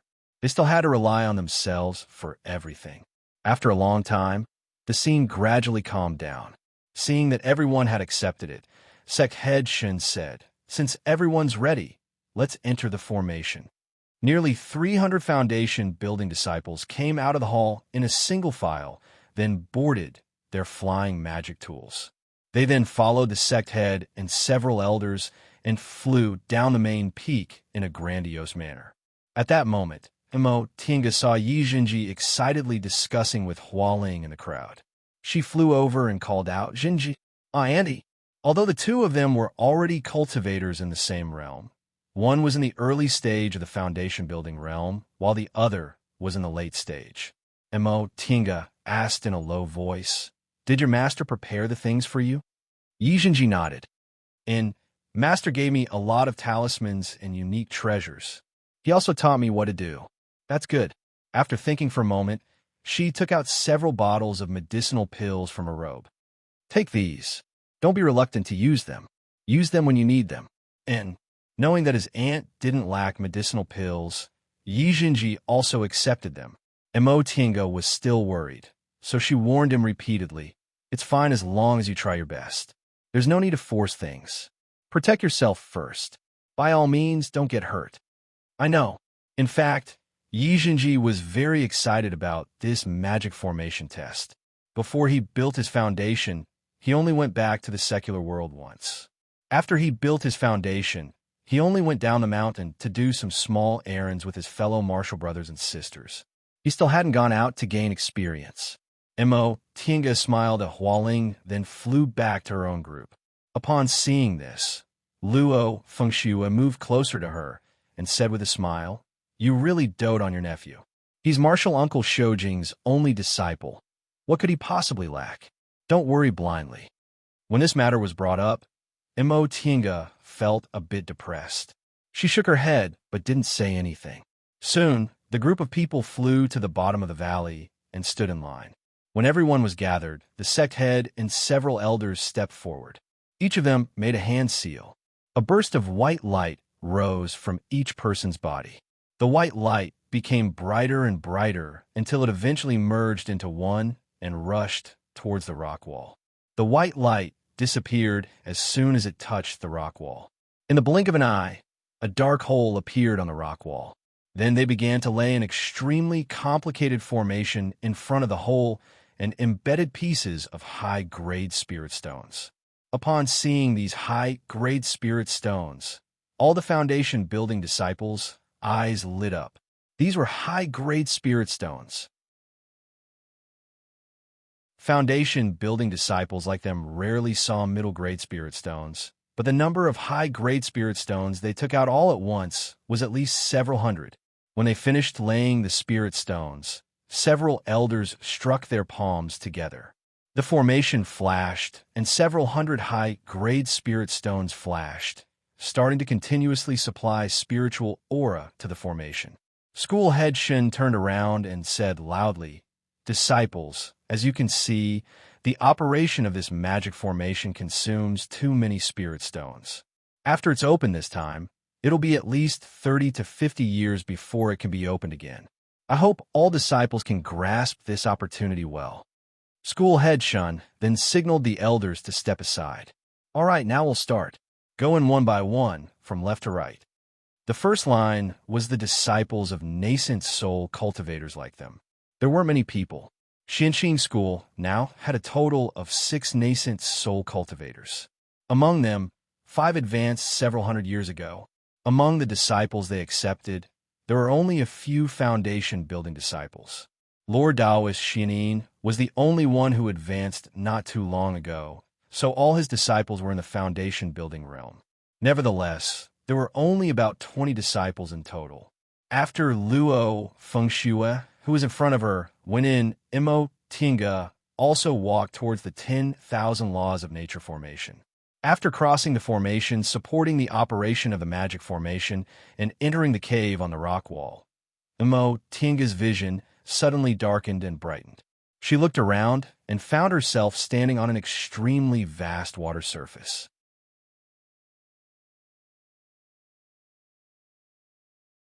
Chapter 237. The surface of the water was very calm and sparkling. The gentle breeze made Mo Tinga think of the sea she saw when she first arrived in Linhai. But she knew that was just an illusion. When it was angry, the waves would surge and swallow countless people in an instant. Luo Fengshua explained the so-called 5-spirit killing formation to her. There were 5 kinds of spiritual auras, each with a formation. Only by passing all 5 formations, metal, wood, water, fire, and earth, could she be considered to have passed the test. The 5-spirit killing formation had a very small chance of mutation. It could choose 2 to 5 kinds of spiritual auras and combine them into a new kind of formation. Her luck was very good. The formation in front of her didn't have any mutation and was just an ordinary water spiritual formation. But how could she break the formation? Metal gave birth to water, water gave birth to wood, earth restrained water, and water restrained fire. Therefore, She couldn't use the elements of metal and fire. It was better to use the two elements of wood and earth or magic weapons. Tinga pondered for a while. Her magic weapons didn't have any clear 5 elements, so she might as well use talismans. Once she made up her mind, she took out an earth magic talisman and flew high. Looking down from above, the surface of the water was boundless, but there weren't any waves, so she couldn't see any danger. But the calmer it was, the more unusual it was. How could a formation specially used to test people's ability in fights of magical powers be calm? Tinga made a hand seal and threw several talismans down. As soon as these talismans touched the surface of the water, they made deafening, rumbling sounds. Wind and waves finally rose. The surface of the water that was calm a moment ago immediately turned into monstrous waves that almost swept her down. The surging spiritual aura tried to cut her apart. Tinga stopped in midair and steadied her mind. This formation was only the first test to enter the 10,000 laws of nature formation, so it couldn't be considered powerful. Under her continuous attacks of earth talismans and spells, the wind and waves soon lost their strength and gradually subsided. The water under her feet began to blur. Tinga smiled. She had some confidence in formations. This 10,000 laws of nature formation was too big for her to understand. But what was so scary about a small 5-spirit killing formation? Just as she thought of this, a new formation was formed, and the smile on her face froze. After a while, she showed a bitter smile inside. Sure enough, she couldn't be too full of herself. In front of her was a raging gale, flashes of lightning, rolling sand and stones, and raging fire. She had obviously hit the jackpot. The metal, wood, fire, and earth 4 elements mutated formation. This time, she didn't have time to think about how to break the formation. Violent winds swept over, lightning struck down, and the spiritual light formed by the 4 kinds of spiritual auras all attacked her. She took out the white silk handkerchief, but it didn't turn into a brick wall. Instead, it slowly expanded and wrapped around her like a gauze. This was the method she had comprehended during her 10 years in the Tao Achieving Pagoda. Although it wasn't any better than the original brick wall, it was more flexible. Then, she searched her Chinquan pouch and tossed out 2 items. They were 2 stone sculpture puppets. After Tinga obtained these 2 puppets, she went through a round of sacrificial refining and could already use them as she pleased. They were perfect for breaking through this 10,000 laws of nature formation. As soon as the 2 stone puppets landed on the ground, they brandished their giant swords and rushed towards the sand and rocks. They were extremely strong. In an instant, the sword chi that they brandished tore the sand and stones apart. Even the raging fire had to make way for them. But this still wasn't enough. Lightning came from metal, wind came from wood, earth gave birth to metal, and wood restrained earth. These 2 stone sculpture puppets were of the wood attribute, so they were helpless against the lightning and the violent winds. Tinga thought for a moment, then opened her spiritual beast pouch and released Xiaohua. Xiaohua was now a spiritual beast in the peak of the 3rd rank. It was no longer a 1st-rank spiritual beast that could only be used to provide her with concocting fire when she first caught it. With the power of its sun real fire, it already possessed the ability to fight as a spiritual beast. It was precisely because of this that Tinga deliberately put it into the spiritual beast pouch and carried it with her instead of leaving it in the virtual sky world like before. Now it finally came in handy. Xiaohua had already established a subordination contract with her. 1 person and 1 beast were connected, so Tinga didn't need to say anything. Xiaohua already jumped down, opened its mouth, and spewed out sun-real fire to fight against the violent winds and lightning. Tinga hovered in the air, using her divine comprehension to command the stone sculpture puppets and Xiaohua. After advancing to the late stage of the foundation building realm, with her current strength, she no longer feared anyone below the core formation realm. Even if this was a formation left behind from the Middle Ages era, with her familiarity with formations, there was nothing to be afraid of. Before long, under the attacks of the stone sculpture puppets and Xiaowa. The lightning became more and more powerless. The raging fire gradually extinguished, the violent winds stopped, and the sand and stones also quieted down. Tinga was about to heave a sigh of relief when she saw the 4 kinds of spiritual aura slowly converging on the ground.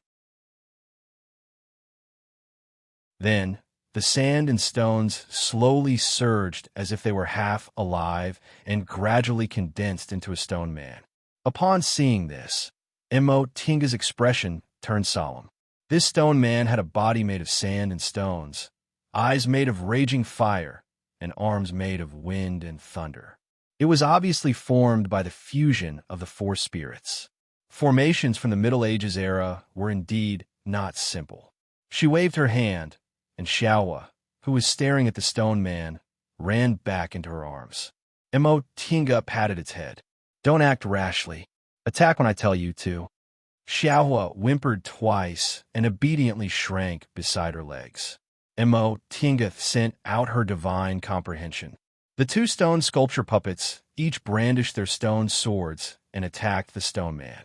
The flames in the stone man's eyes flickered, and it turned its head towards the puppets. Tinga had seen the strength of these 2 stone sculpture puppets before.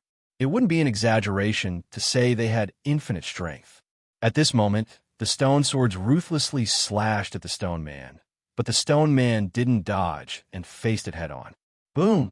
With a loud, muffled sound, the stone sculpture puppets retreated several steps. They were actually beaten back by the stone man. Tinga's expression was grave. Fortunately, these stone sculpture puppets were made of special materials. Although their strength wasn't a match for the stone man, they weren't damaged. Tinga thought for a moment, then patted Xiaowa. "Xiaowa, attack it. Stay far away from it and don't let it touch you." Xiaowa grunted in response and leaped up from the side of her leg. Fire magic was cast on the stone man's body. The stone man's movements were slow. When it saw Xiaowa's spells, it didn't dodge or evade. Instead, it turned its body and faced Xiaowa's sun-real fire with its body of sand and stone. Stone came from earth, and fire gave birth to earth. Tinga didn't expect that the stone man formed by the 4 spirits actually had elementary intelligence. Tinga raised her brows. She had never seen such a formation before. This stone man was formed by the fusion of the 4 spirits. The principle of mutual promotion and restraint between the 5 spirits couldn't destroy it. It was also incomparably sturdy and had infinite strength. Furthermore, it didn't have any divine sense. Tinga couldn't use any of her attacking methods. Because she was in midair, the stone man couldn't fly, so it could only brandish its wind and thunder aura to attack her. Tinga used the white silk handkerchief to protect herself while dodging left and right, racking her brains.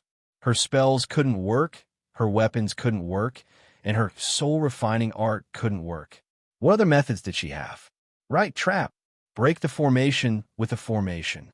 Having made up her mind, Tinga put her hands into her chinkoan bag, then raised her hands, throwing out several formation flags. These formation flags were full of formation vein patterns using special beast blood. After they were placed around the stone man, Tinga took out the largest formation flag and condensed her aura on her finger. Her finger moved as fast as lightning and pointed at the formation flag. All the formation flags arranged around the stone man immediately stood up. Tinga waved the formation flag in her hand. All the formation flags around the stone man shone brightly and suddenly interweaved into a net of light, enveloping the stone man.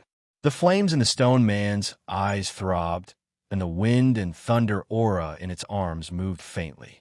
Countless wind and thunder spells were continuously used, but it couldn't sense Tinga's breath. It had no consciousness, no emotions, only simple intelligence. When these formation flags were arranged around it, it didn't know how to retreat from the range of the formation and could only stand there in a daze. Now that the formation had been arranged, it couldn't find Tinga's position at all. It could only use the simple intelligence given to it by the person who arranged this formation to use wind and thunder attacks to try to break the cage that trapped it. If it was an ordinary formation, it would have probably been forcibly broken under its wind and thunder attacks. However, the formation Immerse laid was an improved formation she studied from the Xuanji formation book and combined with the related books in the virtual sky world. The stone man's wind and thunder attacks hit the formation. The formation flags swayed, but they didn't fall. Immerse kept pouring spiritual aura into the formation flags, firmly trapping it. This was a stupid method. Hundreds of high-grade spirit stones were needed to open this huge formation, so it could be imagined how much spiritual aura was needed. There were a total of 300 people who entered, and each of them had to undergo the test alone. Therefore, the test they had to undergo must have a spiritual aura limit. Otherwise, other people's tests would be affected. As long as they persisted for a while and exhausted their spiritual aura, the test would be over. Immerse was also helpless. She was now in the late stage of the foundation building realm and wasn't afraid of cultivators below the core formation realm, but this was, after all, a formation from the Middle Ages era. She was also unlucky enough to encounter 4 spirits into one mutated formation. The reason she could come up with this stupid method to break the formation was because she was proficient in formations. Time passed bit by bit. The sound of wind and thunder on the stone man's body finally subsided, and it collapsed with a loud bang. The formation flags on the ground, which had been enduring the stone man's fierce attacks, also softened. Immerse heaved a sigh of relief. Fortunately, she took the right step. Unfortunately, this stone man was really powerful, so this Xuanji disorienting formation could be considered destroyed. She picked up the destroyed, disorienting formation flags on the ground and put them into her chinquan bag. The scenery around her slowly changed. The wild scene just now gradually disappeared, revealing its original appearance. It was just a cave. The frightening thing was that after such a series of attacks, there wasn't even a trace left on the surrounding rock walls. Immerse was lost in thought. This formation was really powerful. It was really unexpected. The several kinds of talismans she used in the formation, the 2 stone sculpture puppets' tremendous strength, and Xiaohua's Sun Real fire unexpectedly didn't leave a trace on the rock walls. It was clear that this formation could completely eliminate the power inside the formation. Xiaohua's whimpering came into her ears. Immerse followed its line of sight and saw it drooling while looking at a spiritual plant in the corner. She smiled and picked Xiaohua up. Don't look. No matter how much you look, it won't be yours. If you want spiritual panaceas, wait until we're done and enter the virtual sky world. You can eat whatever you want then, but this won't do. Xiaohua let out a dejected, but didn't struggle anymore. Immerse put it aside, then took out the medicine pouch specially used to store spiritual panaceas. She picked the mature spiritual plants growing on the rock walls and in the corners, then put them into the pouch. As for those that looked like seedlings or weren't mature enough, she just let them continue to grow. After she finished doing all this, she put the medicine pouch into her chinquan bag and walked towards the depths of the cave with Xiaohua.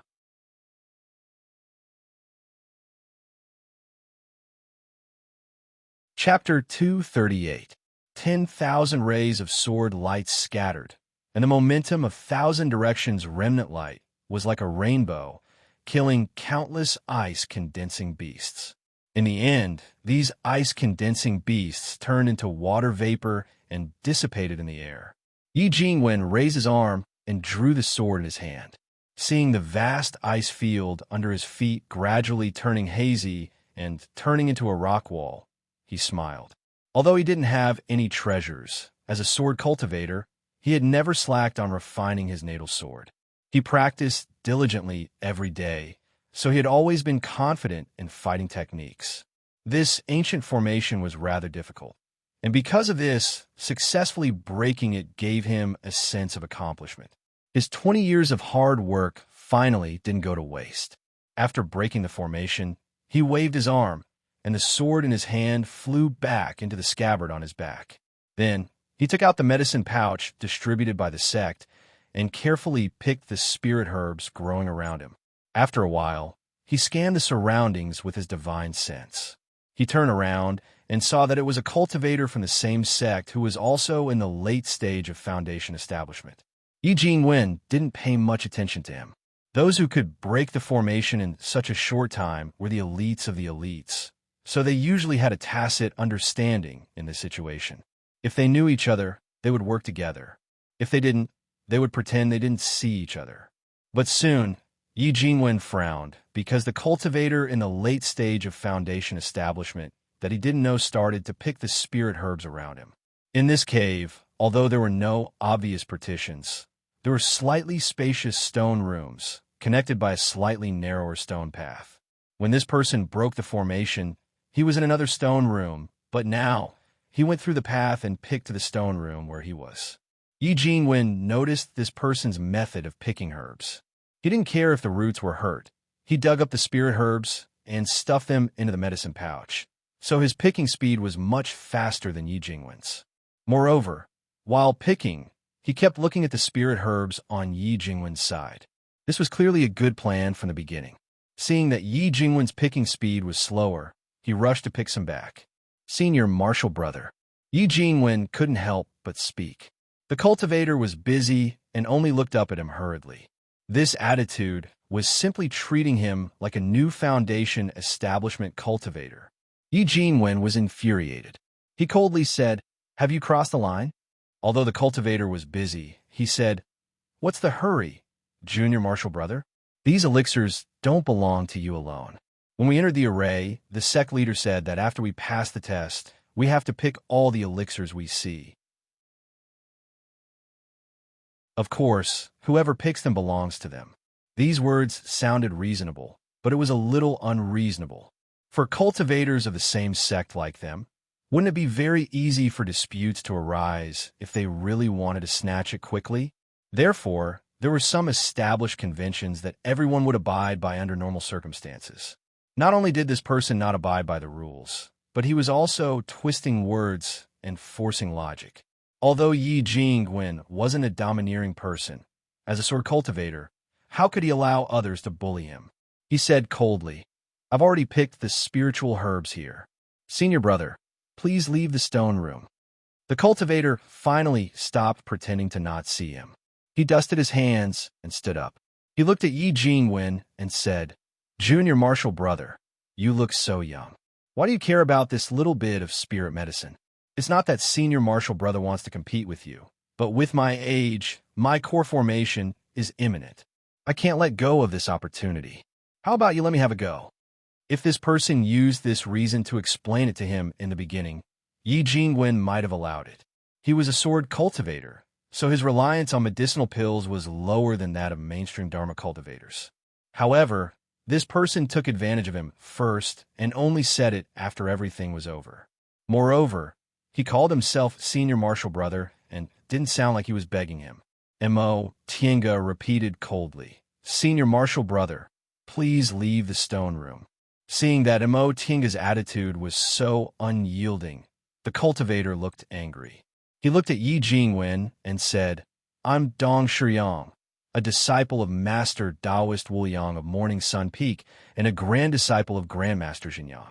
May I ask junior martial brother's title?" He was using his identity to oppress others. Yi Jingwen said coldly, "I'm Yi Jingwen, a disciple of Master Taoist Qingyuan of Clear Spring Peak." Upon hearing what Mo Tienga said, the cultivator's eyes flashed. "So junior martial brother is Grandmaster Jinghe's grand disciple. Don't blame me for being like this." He looked Mo Tienga up and down, but his meaning was self-evident.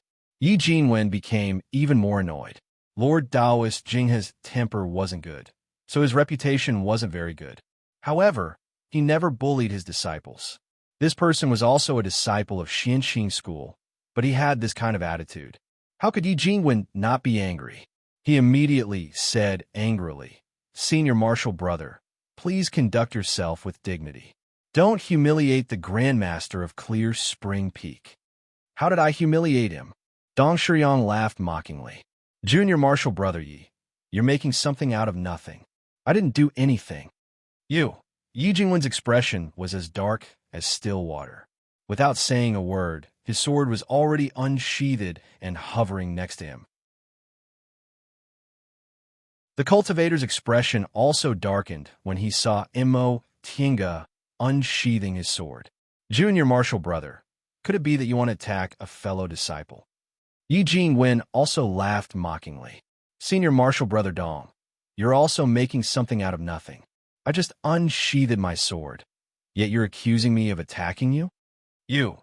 The cultivator's face also turned pale from anger. The two of them were ready to fight, and the atmosphere was on the verge of exploding.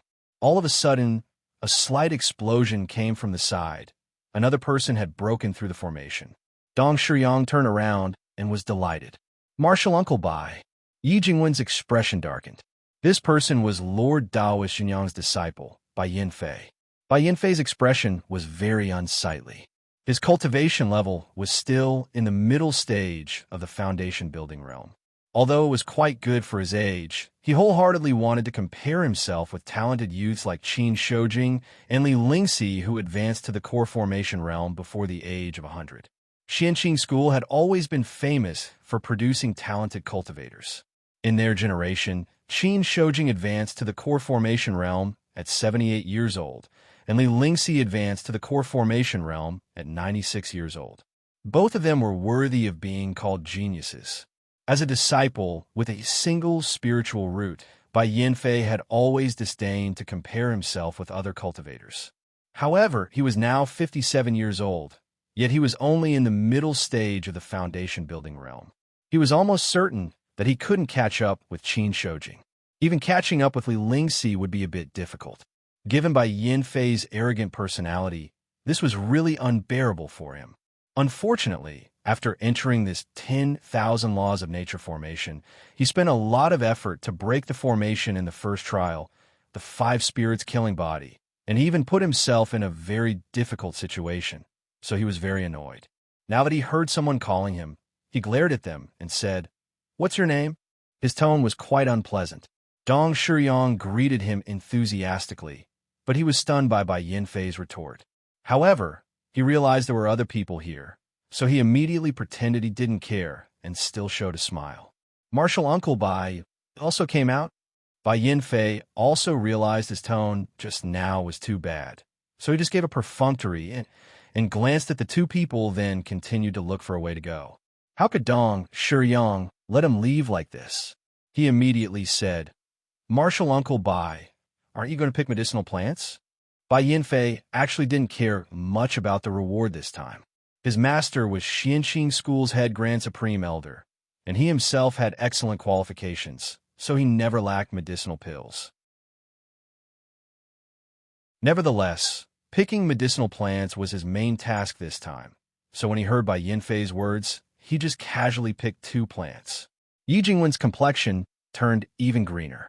Bai Yinfei didn't pick the medicinal plant from the stone room he came out from. Instead, he just happened to walk to his side and squatted down to pick them. Seeing Dong Shiyang casting him a complacent glance, Yi Jingwen's expression darkened, and he called out, "Martial Uncle Bai." Bai Yinfei didn't care at all. He just let out a lazy in because he thought Yi Jingwen was greeting him just like Dong Shiyang. But then, he heard Yi Jingwen say, "Martial Uncle Bai, as an elder, shouldn't you abide by the rules?"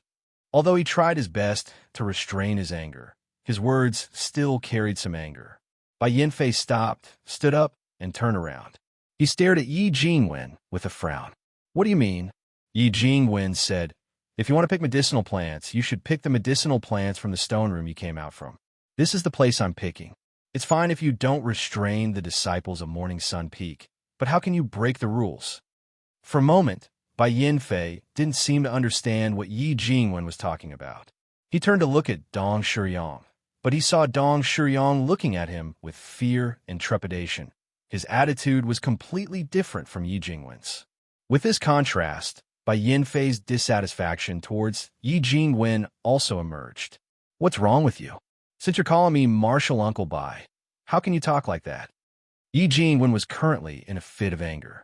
Seeing that Bai Yin Fei not only didn't correct his behavior, but also reprimanded him with the tone of an elder, Yi Jingwen sneered.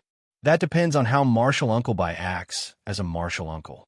You took the lead in breaking the rules, yet you still want to put on the airs of an elder? When had Bai Yin Fei ever been reprimanded like that? Thinking back and forth, aside from his master, only a certain woman from Clear Spring Peak had ever reprimanded him like that. However, that was a memory he didn't want to bring up. You're so unreasonable. Of course these spiritual plants belong to whoever picks them. Why can't I pick them here? Dong Shiyang chimed in from the side. That's right. I also don't understand what this junior martial brother Yi is thinking. Presumably, this is the rule of their Clear Spring Peak, but we're not from Clear Spring Peak, so why should we follow it? Clear Spring Peak. These 3 words ignited Bai Yin Fei's anger. He sneered. So you're from Clear Spring Peak? Like I said, Yi Jingwen was usually very proud of Clear Spring Peak. So how could he tolerate others insulting Clear Spring Peak? He immediately shouted, Martial Uncle Bai, since you're a martial uncle, please show some self-respect. Bai Yin Fei angrily said, How can I not have self-respect? Disciple, do you not respect your elders?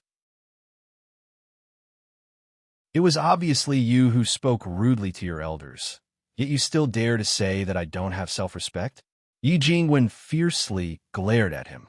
Martial Uncle Bai, as an elder, you didn't abide by the rules first, didn't restrict your disciples, and even showed disdain towards my Clear Spring Peak. How can you have self-respect? As a disciple of Clear Spring Peak, we naturally have to respect our elders when we meet them. But if we can't even have self-respect, how can we be worthy of other people's respect? Bai Yin Fei's expression changed because his words were too harsh. When he saw Yi Jingwen's flying sword hovering around him, he also sneered. Good, you want to fight, right? That being the case, why are you still looking for excuses? Right after he said that, he unreasonably touched his waist and took out the crescent-shaped machete. The machete flashed as he injected his spiritual aura into it. Seeing that this martial uncle was not only unreasonable, but also wanted to fight a junior, Yi Jingwen also became angry. He no longer cared about the school's rule that fellow disciples weren't allowed to kill each other. He raised his arm and pointed, causing the flying sword hovering around him to shine brightly. Upon seeing this, Dong Shiyang also took out his own magic tool. The situation could be triggered at any moment. Bang! A loud explosion was heard. Another disciple broke through the formation and was happily picking spiritual plants when he saw the 3 people facing each other not too far from him. He was shocked. Senior martial brother Yi. It was Luo Fengxue. You're tuning in to the Romance Rendezvous YouTube channel. We're so grateful for your support, and don't forget to subscribe to join us on this incredible journey through captivating stories. Your generosity through donations truly makes a world of difference, as it's the primary source of revenue that allows me to expand and enhance this channel for you. Thank you from the bottom of my heart for being a part of this adventure.